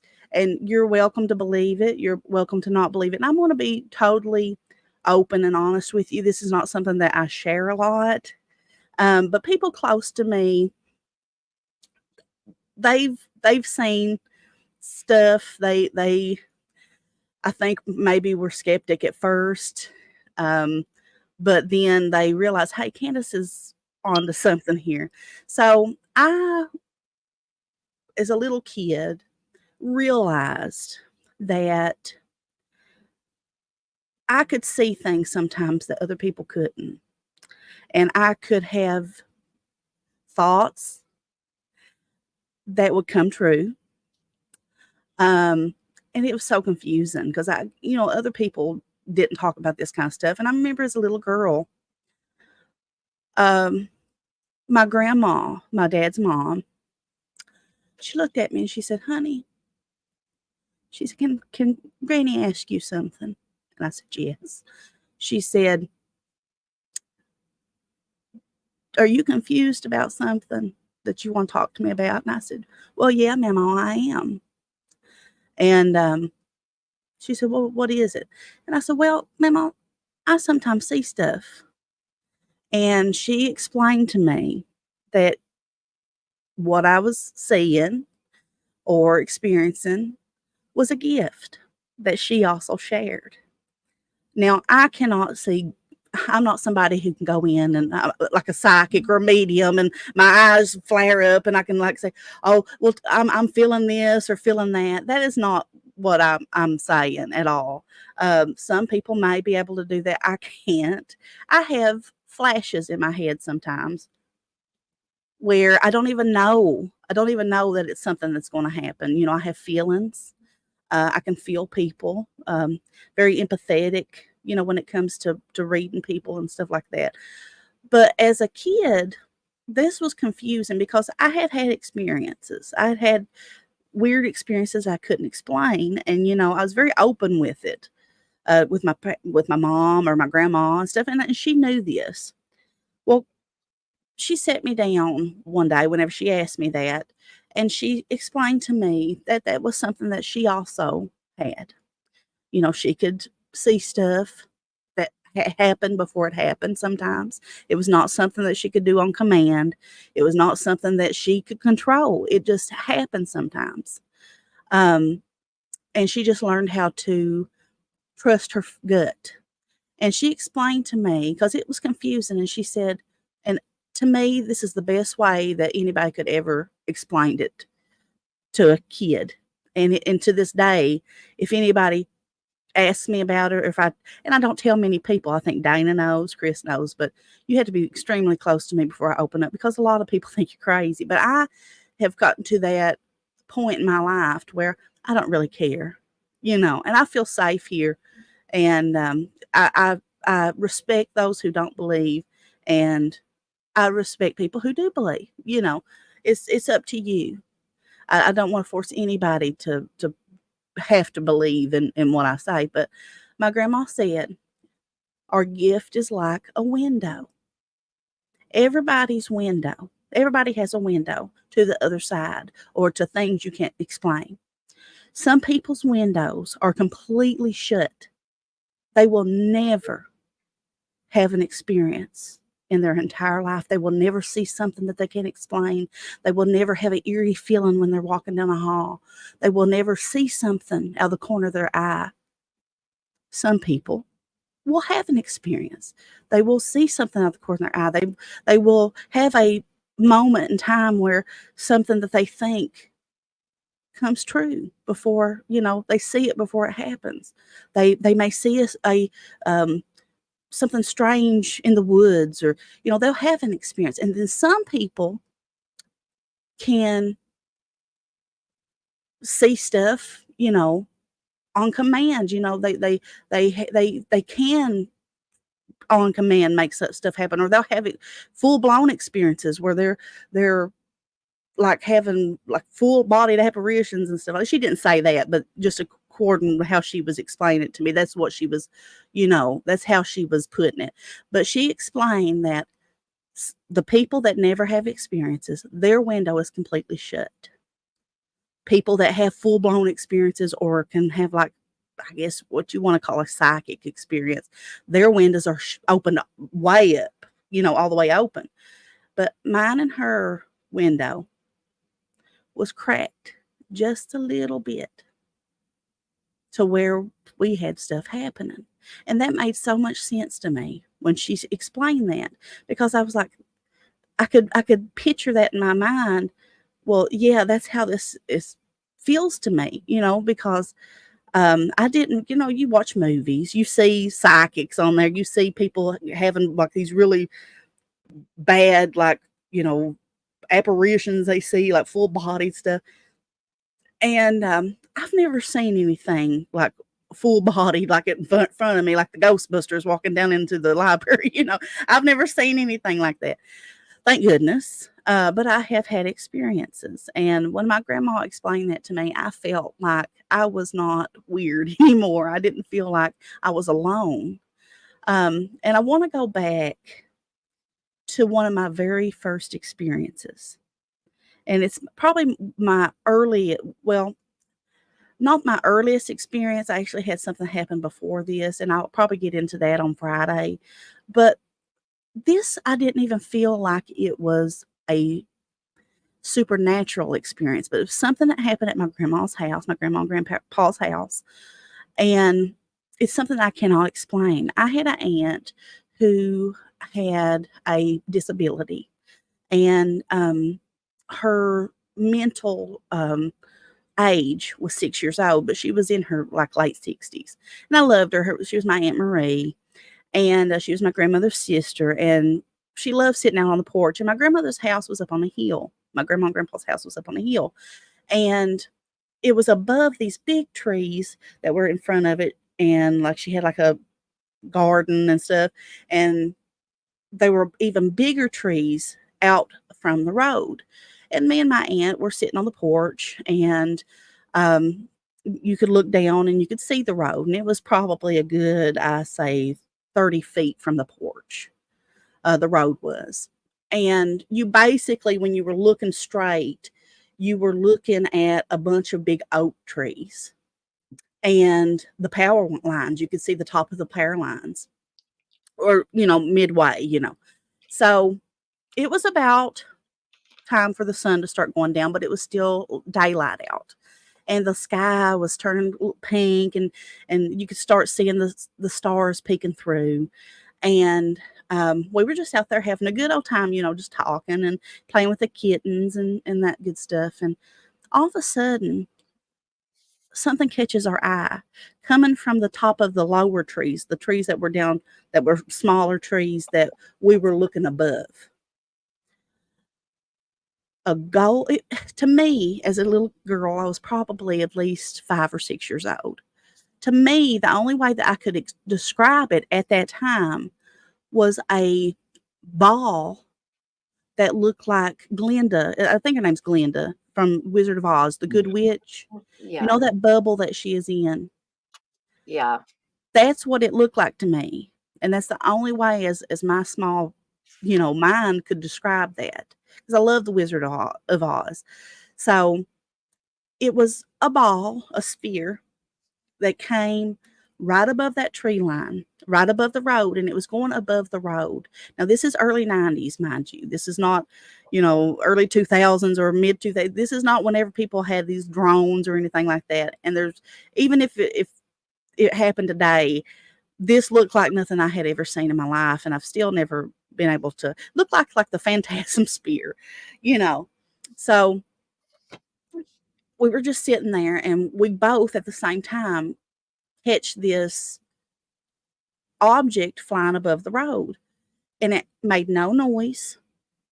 It didn't sway in the way that it moved. It went in a perfect line above the road, and when it reached eye level, and like I said, the road was a good 20, 25, 30 feet away from us. It stopped dead still midair. It didn't sway. It didn't move. It didn't make a noise. There was nothing coming from it. It just sit perfectly still above the road. And my aunt was like, she had a bad mouth on her. She was cussing. And she's like, holy ass. She said, what is that? And we were just like stunned. And I remember us just becoming quiet. And we didn't make a noise. We just were like entranced looking at this. And then all of a sudden, without warning, without movement, because it was just sitting completely still, it zoomed. I'm talking about at the speed of something I've never seen, up into the sky and disappeared. And it's like the trance that we were in, we were broken from it. And I ran inside to my mom, and I told her, Mom, I just seen something. I just seen something that looked like Glenda's ball from Wizard of Oz out in the road. And my mom, mom, if your child runs in there and they're telling you this, she's like, oh, it's probably a toy, and you're not going to take this seriously, Right. But my Aunt Marie had walked in, and she was describing it. And my mom, I remember her going into the back room of my grandma's house and looking out the window, kind of, pacifying me, and said, well, I don't see anything. I said, Mom, but it zoomed away. It's not there. It's not there anymore. It went up into the clouds and disappeared. You could see the stars peeking through at this time. And it went beyond, just zoomed so fast. It was just like, it went from a standstill, no other movement, from a standing still position in midair to blasting off into space. That's the only thing I could describe it, beyond the clouds. And as I got older, I realized that wasn't a bubble. It wasn't see-through. Like in my mind, I was thinking this was actually reflecting. It was so metal. It was so chrome-like that it was reflecting the stuff that was around it, and it looked clear, but it wasn't. It was metal. I, to this day, cannot explain it. I remember digging into it. It plagued me all my life. It was something I cannot explain. Um, and I remember one time looking at some files that I had found, some UFO files, like Mm. government files that I had found online one time. And around that same time, um, some sightings of a metal spear had been seen. And to this day, because I went back and I've tried to find those, and I can't find those files. I don't know where I read that at, but it was around the same time. It probably around 91, 90, 91, something like that. But that is something that I cannot explain, and that was one of my earliest experiences of something weird happening. Mhm. Um, and I tell people, because I remember Chris telling him, I've probably told him 1,000 times. He's like, I've heard this a billion times, you know, but it's something that I can't explain. It's something that I to this day hold fast. Well, I wasn't the only one that's seen it. My aunt seen it as well, and I can't explain. I mean, it stood dead still in midair. Whether it was something government, I don't believe it was supernatural. I think it was either something government or otherworldly. That's the only thing that I can explain. But that was the story I wanted to tell today of myself. But if you don't mind, I have one more to tell. And Yeah. this is not just my dad's story. This is my family story, because it was one that was collaborated by everybody. My dad was actually too young to remember it. But it's a Oh, story. I was gonna tell this one earlier, but I was like, I don't really know how the full story goes. So, and I know you know it. I know Yeah. exactly what one you're talking So about. So, my dad grew up in Ohio. He grew up in a town called Xenia, Ohio. And he actually moved to Kentucky whenever he was probably 12, 13 years old. Um, so before they found the home place, my dad calls his old home, the farm in Xenia, the home place. Before they moved into the home place, um, they had actually moved around a little bit. My papa, he was a foreman. He was a somebody who helped build, Kings prisons and Island. Kings Island. He helped build stuff. So he moved around some, and they had actually, and I forget what town this was. If my dad was still alive, if my grandma or grandpa, they could tell you. So they had moved into this house, and it was a real old 2-story Victorian home, and it was built probably in the late 1800s. And as soon as they moved into the home, from the moment that they stepped into the home, it was eerie. It was cold. And one of the first things that they noticed was in a closet in the hallway where were baby handprints, bloody handprints. It looked like blood, my grandma said. And she said that no matter what they done, she said, because when they moved in, she said, "Oh, Bob," she told my papa, she said, "Bob, you have to paint over those." She said, "Those look like blood." Mhm. And my papa said, "Well, Brenda," he said, "I'll take care of it." So before they even moved in, my grandpa went and painted over the handprints. They moved into the house. They got their stuff, and my grandma goes to open up that closet, freshly painted, and there those bloody handprints of these little baby handprints have seeped through. Oh, she was upset. She said that she could just feel the cold chill running down her back, and she said it was always uneasy. I mean, even before they moved in, it just felt like somebody was watching you in that home. And my grandpa attempted to paint over them again, and at first they didn't seep back through, and everything was okay. And my grandma kind of sighed a sigh of relief, and she noticed some things happening. And my papa would tell her, "Oh, Brenda, it's okay. Everything's all right. There ain't nothing here." And she said, "Okay, Bob, but I it feels funny to me here." And my papa was a tough guy. He's a short man. He was probably, probably shorter than me, or about my same height. but he was a strong man, one of the strongest men I ever knew. He didn't let anything bother him. The only thing I ever knew him ever being afraid of was a praying mantis, and I don't have no clue why he was afraid of them, but that's the only thing I knew that my papa to me was the strongest man I ever met.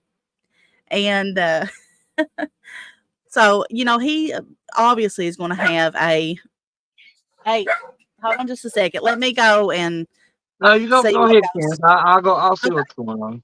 Well, let me go out because he's going to sit here and Nico. I hear something. But hold on just a second, Dana. Okay. Okay. But my papa wouldn't, even if something bothered him, he wouldn't let anybody know that he was scared or anything like that. So kind of like how Steve, he just kind of pushes it to the side and, oh, everything's all right, nothing's wrong. Well, my grandmother's brother Billy came out to spend the weekend. My grandmother was from Kentucky. My papa was from Ohio, but my grandma was from Kentucky. And her brother Billy came to stay with them for a little while, for like a weekend or something like that. My dad had just been born. My dad is one of 6 children, with him being the second born. So his brother Bobby had already been born at this time. He was a toddler. And my dad was a newborn at this time. Well, not really a newborn, probably about 6, 7 months old. And my grandma they had this basement where not really a basement, it was like a den down in the bottom, like where a basement would be, but it had been transformed into a den. And there was a TV down there, like a floor model TV and a couch, and just all this big setup, or like a den. This was the early 70s, probably late 60s. My dad was born in 68, so this was the late 60s. And my Uncle Billy, my great Uncle Billy, was down in the den, and my grandma come to join him, and she brought my dad down there with him. And he was laying on the sofa next to my uncle, and there was a pair of pliers, I think it was, or a wrench. Do you remember, Chris, if it was a wrench or if it was a pair of pliers that was on top of the TV? Screwdriver, that's what it was. It was a Yeah, I can screwdriver remember. sitting on top of this floor model TV. And all of a sudden, my grandma and my Uncle Billy was down there talking. My dad was laying in the middle of them on the sofa. This screwdriver picks itself up off the TV, comes out into the middle of the floor, and they're just sitting here like stunned, just staring at it, and sits there for a second and then drops into the floor. Well, way my dad tells it, because he had heard this story growing up, and my grandma would have cracked you up too, because the way they told this story, because my dad had been told this story all of his life, my dad really cracked you up. But my grandma, she was like, she said, we didn't even think, we didn't even give a second.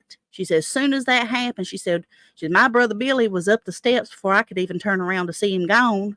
She said there was a smoke trail leaving from the heels of his shoes. And she said, I just got out of there as quick as I can. And they left my dad laying down there. And by the time she reached about midway of the steps, she starts screaming, the baby, the baby. Well, my papa is at this point at the top of the steps, freaking out, wanting to know what's going on, because he's heard this commotion of these people just barreling up these steps and screaming. And she said, the baby is Carl's. Carl's down there. So my papa ran down them steps and went to my dad. By the time he reached my dad, which this has only been like seconds, probably no less than 20 seconds, I guess, is how long this took for my grandma to leave him. My dad is turning blue. And he grabbed my dad and started, kind of patting him and trying to see what's going on. And all of a sudden the color came back to him. Uh, and I always asked, I said, "What? Are you sure he wasn't choking on like something that he had spit up?" Or no, nothing like that. It was like he wasn't even phased. They said he wasn't, like you would think that if they had was choking on something that was spit up or something like that it would be coughing, but he wasn't. He just all of a sudden came back. It was so weird. It's like he looked at him and he looked blue.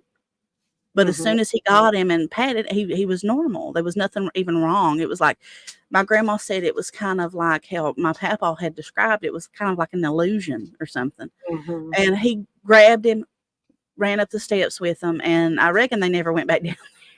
They never went back down there.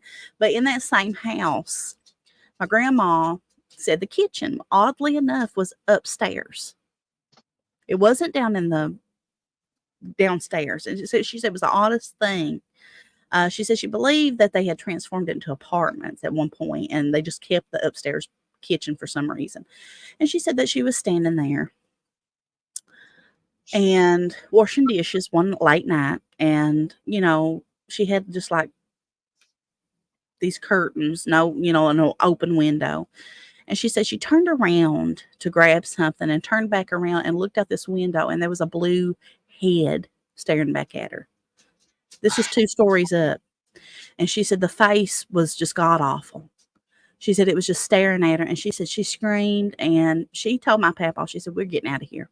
She said, "Bob, I do not want to live here no more. I don't want to stay here." She said, "I don't care if you don't want to move." She said, I'll pick the kids up and I will go to back to Kentucky." She said, "I'm not staying here no more." My papa said, "Well, Brenda said we're getting out of here." He said, "You won't have to worry about it." He said, "We'll get out of here." And as my papa, as they moved out, my papa and my uncle, another great uncle of mine, my papa's brother, um, was checking the house before they were leaving this place. They had moved all their stuff out of it. Oh, and I also forgot to tell you that maybe like a month after they repainted that closet, those little baby handprints came back. So they seeped back through. They No, never you could. told you told that part. Yeah. Well, they Oh, repainted over it, but anyway, they had went and turned out all the lights, and it was nighttime, and they were leaving it for the last time. And as they was going down the steps, I guess my papa left the house, and my uncle was still in the house, but my papa didn't know it. So my papa goes back into the house, and he went and he's checking, and he runs up to the top of the steps and checks everything, and he don't see anything, and all the lights are out, and he starts going back down the steps. And he said, as he was walking down the steps, he felt something right up on him. He said he could feel it. He said every step he took, he heard a second step behind him. And he could just feel something breathing down his neck. And he said he just stood there for a second. He took another step. He said he just felt a cold chill run down his spine. He said next step he took, he felt something bump him. And he said, I'm not somebody who gets scared, but when I felt that, he said the hair raised on my arms. He said he slowly turned around and seen eyes looking at him, right in his eyes. And my papa, my papa seen these eyes, and he starts running down these stairs, busts through the door, and telling us, and "Brenda, start up the car, let's leave." And all of a sudden, my uncle Billy comes out and said, or my uncle, let's see, which one was it? It's one of my papa's brothers. I can't remember which one it was, but my great uncle come out and said, "Bob, why'd you look at me like that and run?" That's my great uncle. And he looked at him and he said, "Well, why in the hell was you up close to me like that?" He said, "Well, Bob, I was spooked too." But that was so funny. I'll never forget that. I think it was my uncle Linwood. It was either Yeah, him or yeah, I think so. I think your dad, the way your dad told it, it was your Uncle Linwood. I think it was my Uncle Linwood. I loved my Uncle Linwood, and he was funny. He reminds you of Paul Lynde. He was a mix between Liberace and Paul Lynde. I loved him. He had a big gold tooth. I could tell you many stories about him, but um, yeah, I wanted to tell those stories. My dad, I can't tell them like him, and I can't tell them like my grandma. But those were stories I grew up listening to all the time. And, they collect my grandpa's, like, would collaborate. Yeah, that really happened. That was 100% something that happened. But there's so many. I can't even begin to tell you. But I just wanted to hop on here and tell a couple things. Because, Well, I appreciate that, Candace, because I I would have sent you the link yeah. earlier, but I thought maybe you would be busy, doing stuff with your mom Well, or I hadn't planned on even coming on here. Like I said, I felt I was sick, and I actually feel better now that I've come on here and told this. But me and Dana has been talking back and forth because we've had some weird stuff happening here in the past like week. Some really weird things has happened, but yeah, I don't know. My dad, he was he could tell some, and he always found a way to freak you out, but he would add comedy into them. Mhm. And the way that he would tell Chris could collaborate, the way he would tell stories, I wish I had that gift. But I don't know. But I've got some more that I can tell on Friday. That I've got. I probably could have enough that I could tell probably 10 of these. But hey, Dana's got some. I don't know what all she's told so far, but me I and her. just told some brief, short ones. I'm trying to save the really good ones.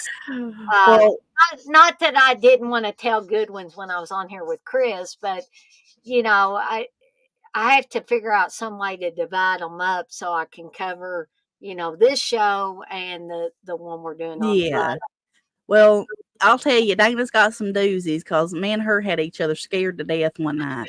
I mean, we were listening to him said, "Oh my God," we'd be on there like, "Oh, Dana, you're scaring me to death," and Dana would be like, "Oh, I'm hearing something now." And it was the dead of night, and we're sitting here telling yeah. each other ghost stories. Oh my gosh. So we got some doozies. We probably do more than one of these like paranormal things, but I'm gonna take TJ's advice and I'm Yeah, gonna I get was off gonna here say he's and telling you to get some rest. I'm gonna go try to get a little bit more rest and let you all have it. I've talked to enough and took up too much of your time, but No, no, I'm um glad you came on, and I'm probably gonna be tying things up here in a couple of minutes because I think 2 hours is a yeah.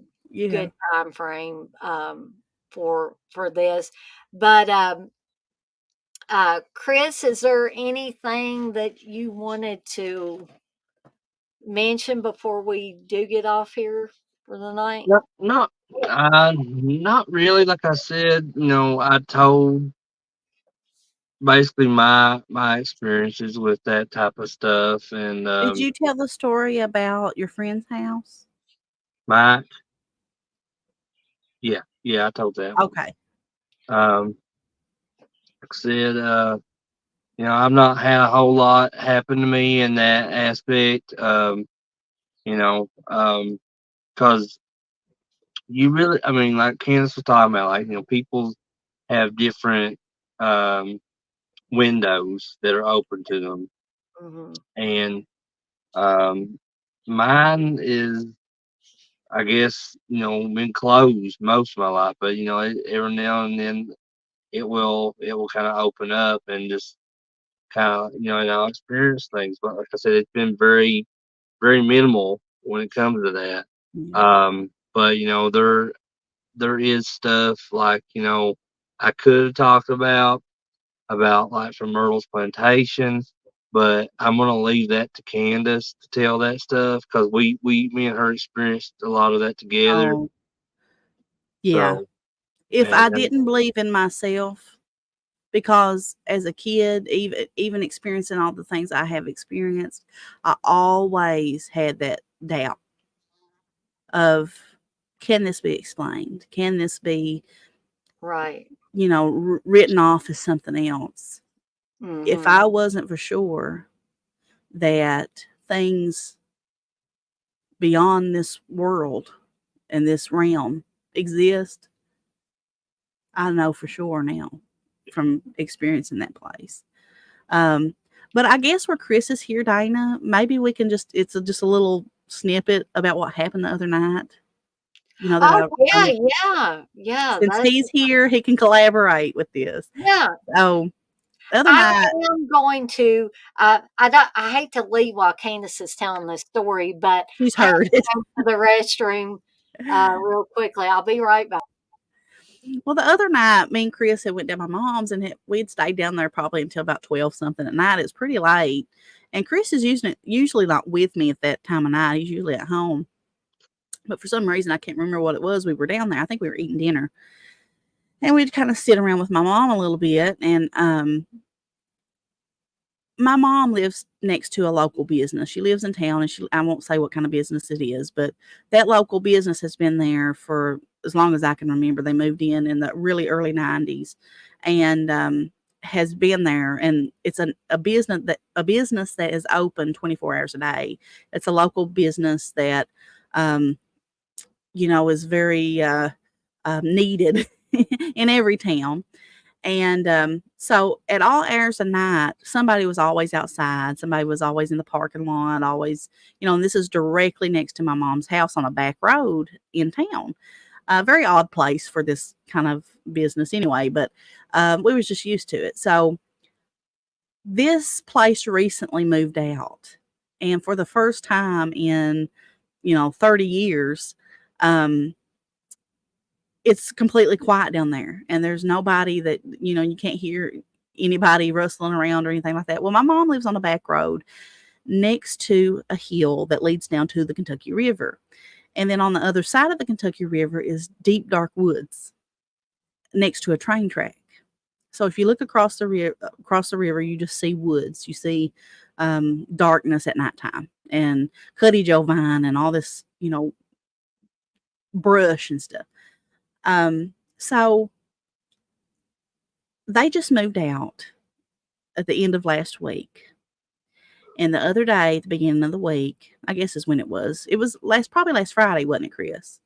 They had just moved out probably a few days prior, probably Is on this Wednesday. last Thursday or Friday? Yeah. Yeah, I think it was last Friday, because my messenger had messed up. My Facebook Messenger had messed up, and I usually message Dana, all through the night and stuff. And at this particular night, my messenger had just messed up, so I couldn't contact her that night.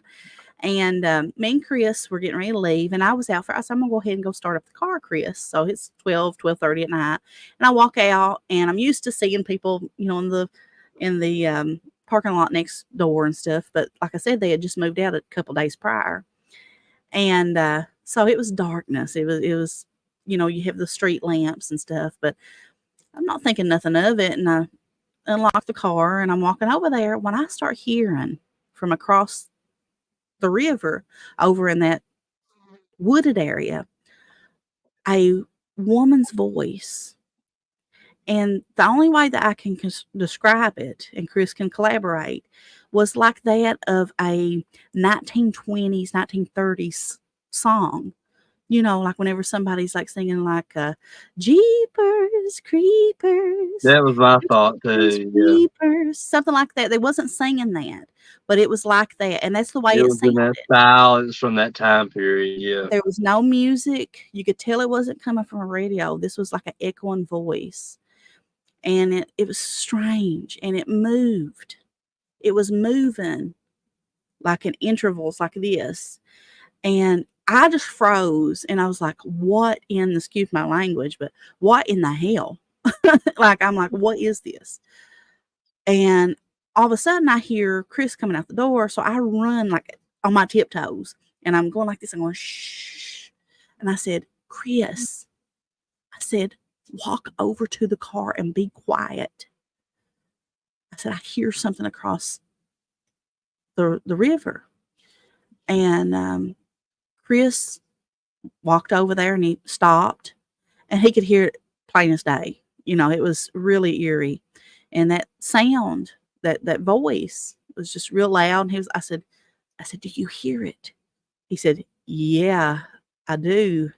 I said, "Does it sound like it's from like the 20s?" He said, "Yeah, it does." I said, "Well," I said, "What is that?" He said, "I don't know." He said, "Let's go." Chris just wanted to get out of there, but Chris can collaborate. He heard it. This is out in the middle of a big wooded area, and you know, I seen no lights. There was nothing. If somebody was over there with a lantern or something, you could see it. What a woman would be doing over there at that time of night by herself or with anybody would be very strange. I'm not saying that that's not what has happened, because that more than likely is what it was.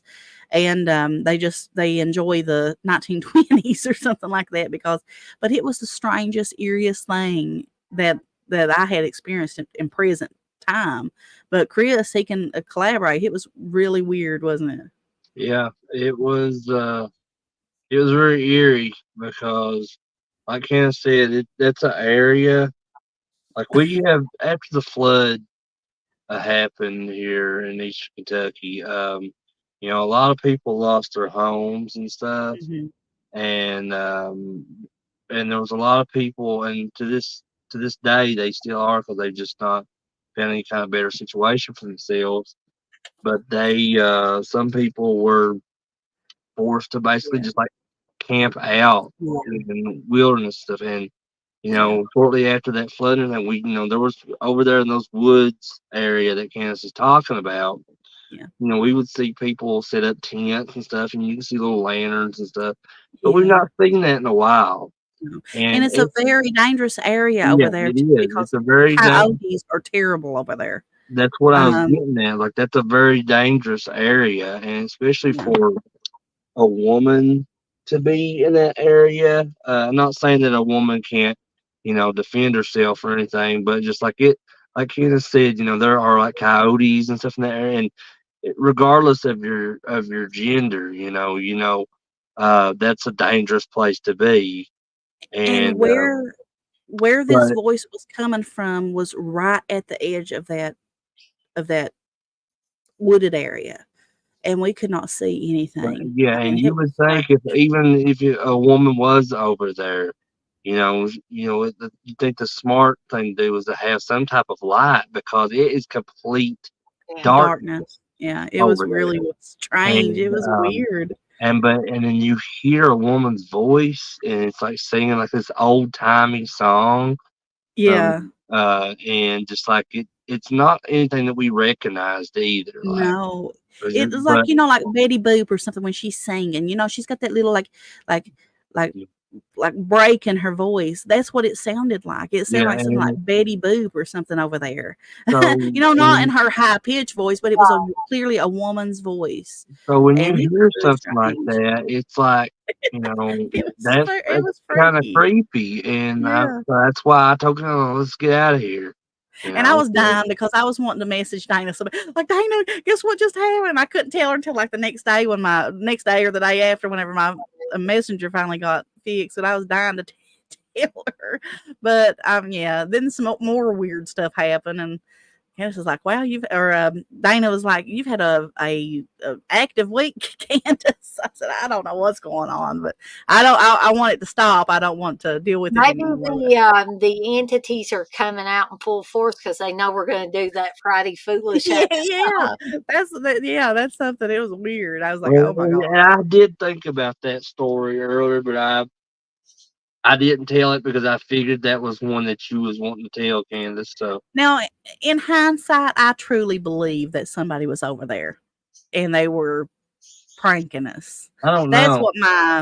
what my theory is. I honestly don't think it was paranormal, but then again, like Dana said, it very well You could have don't never been. know. Like Victor said earlier, we don't know shit.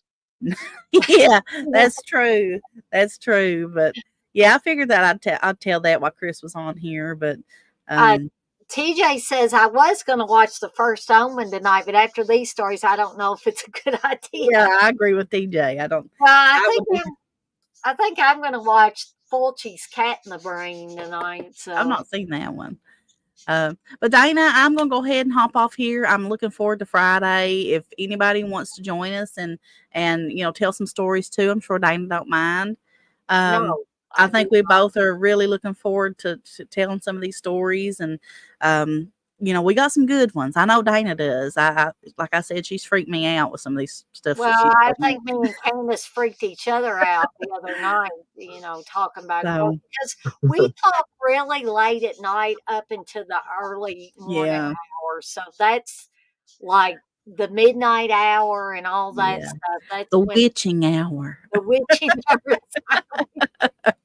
And me and Dana, like we're feeling all good and feeling safe and cozy in our home, and then we'll scare each other, and then our home becomes like our enemy, and we're like looking around, like, I'm looking, oh I God. literally, when Candace was telling me that stuff, I was looking in corners and everything else, looking behind me. And that's when you will start seeing stuff that's not, that's your mind's making up. But Mhm. I don't know. It's crazy. But I'm gonna go ahead and hop off here. I'm sure if y'all gonna stay on a little bit longer, if you're gonna hop off Uh, too. But I'm probably if Chris is ready, we'll probably go ahead and just get this tied Yeah, up. oh well, I'll just go ahead that's and stay probably with you then and tell you. that's probably a good stopping point, honestly. Because I'm afraid if I go on anymore, I'm gonna tell all my good stories, and Yeah, there'll you be gotta save some stuff for yeah, Friday I now. know it. Yeah. Yeah. But I want to thank Candace and Chris both for being on here tonight and Mhm. sharing some stories. I want to thank everybody in the chat. We had a pretty active and full chat tonight. Yeah, Uh, Blissful says this was a great live, guys. I'm glad you liked it, Blissful. And we didn't really lose a lot of people. Some people got quieter at certain times, but it might just been because we were freaking them out telling these stories. I don't know. right. But tomorrow night will be Seductive Poison: The Resurgence again. In case you missed it earlier, I'm going to be talking about Cannibal Holocaust, Carrie, and that's the reason why I'm watching Cat in the Brain, because I'm going to be covering that tomorrow night as well. And then Friday will be not only Friday Foolish, but a Terror Time tea a little bit Mhm. earlier in the day. Yeah. Coco, be sure to tune. I mean, you can watch this on the replay, but be sure to tune in for Friday Foolish if you can, because me and Yeah. Candace are going to be sharing a bunch more. Chris may Yeah. pop on again, during his lunch or Yeah, something. because I mean, if he pops on, maybe he can be on there when we share like the New Orleans, the Louisiana stuff that's we've experienced together. But Dana, do you want to kind of give them an insight of what next week's Friday Foolish is going to be Yeah, that in case they got suggestions for us? yeah, me and Candace had been talking about, actually Candace brought it up and I was like, that's a great idea. And it's you've seen people do like taste tests. So what we're gonna do is we're gonna pick out some products from our local market, whatever, store we go to. Usually me and Steve go to Kroger or Walmart, and Candace has got, I mean, she's got Walmart and stuff, but she's got other places that they go to get groceries and things like that. So we're going to be picking some products that we have never tried, Yeah. and we're actually going to be trying them on camera for the next Friday Foolish. Yeah. And we're going to do these periodically because I think it would be, fun to do, and Candace agreed. And so you'll see us trying all different kinds of things, and be aware that we have not tried them prior to No. taste testing them No. on camera. So we may That's have a some weird responses to some that's of a these. good idea. This would be an opportunity for Chris to come on Mm-hmm. and try like potted meat and um, mustard. No, But if anybody's got any sorry. suggestions of what you maybe would, suggest some really cool stuff that maybe we can find locally or something like that, some Yeah. weird snack or international snack. I love going and trying new cuisine, new like snacks from different countries and stuff like that. I love that. So I'm excited for that one as well. Yeah, me too. And we might find new favorites, or we might Good. find things that we never want to try again. But and it might also introduce you guys in Mhm. the chat to things that you hadn't even thought of trying.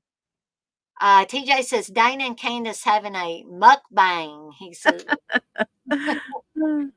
uh, but I guess we'll go ahead and get out of here for the night. And me and Chris and Candace are off like a dirty shirt. I know I've been using that excessively, but that is one of my favorite lines from Pretty in Pink when Ducky says that. Ducky's one of my favorite characters. Yeah. John Cryer, I love that guy. I used to be in love with him as a kid. Well, he was cute. He His was, Ducky character, I loved yeah, it. yeah. And ooh, shepherd's pie. I love shepherd's pie. I do too. I absolutely love it. And I echo what Blissful says to have a beautiful Mhm. night, everyone. And I also want to remind everybody, as I always do, to be kind to one another and blaze that trail.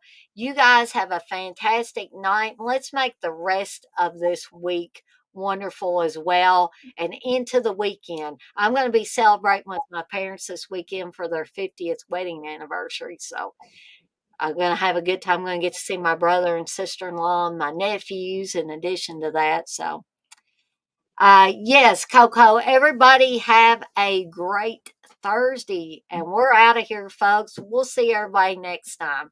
Have a good night, Bye. guys. Bye, everybody.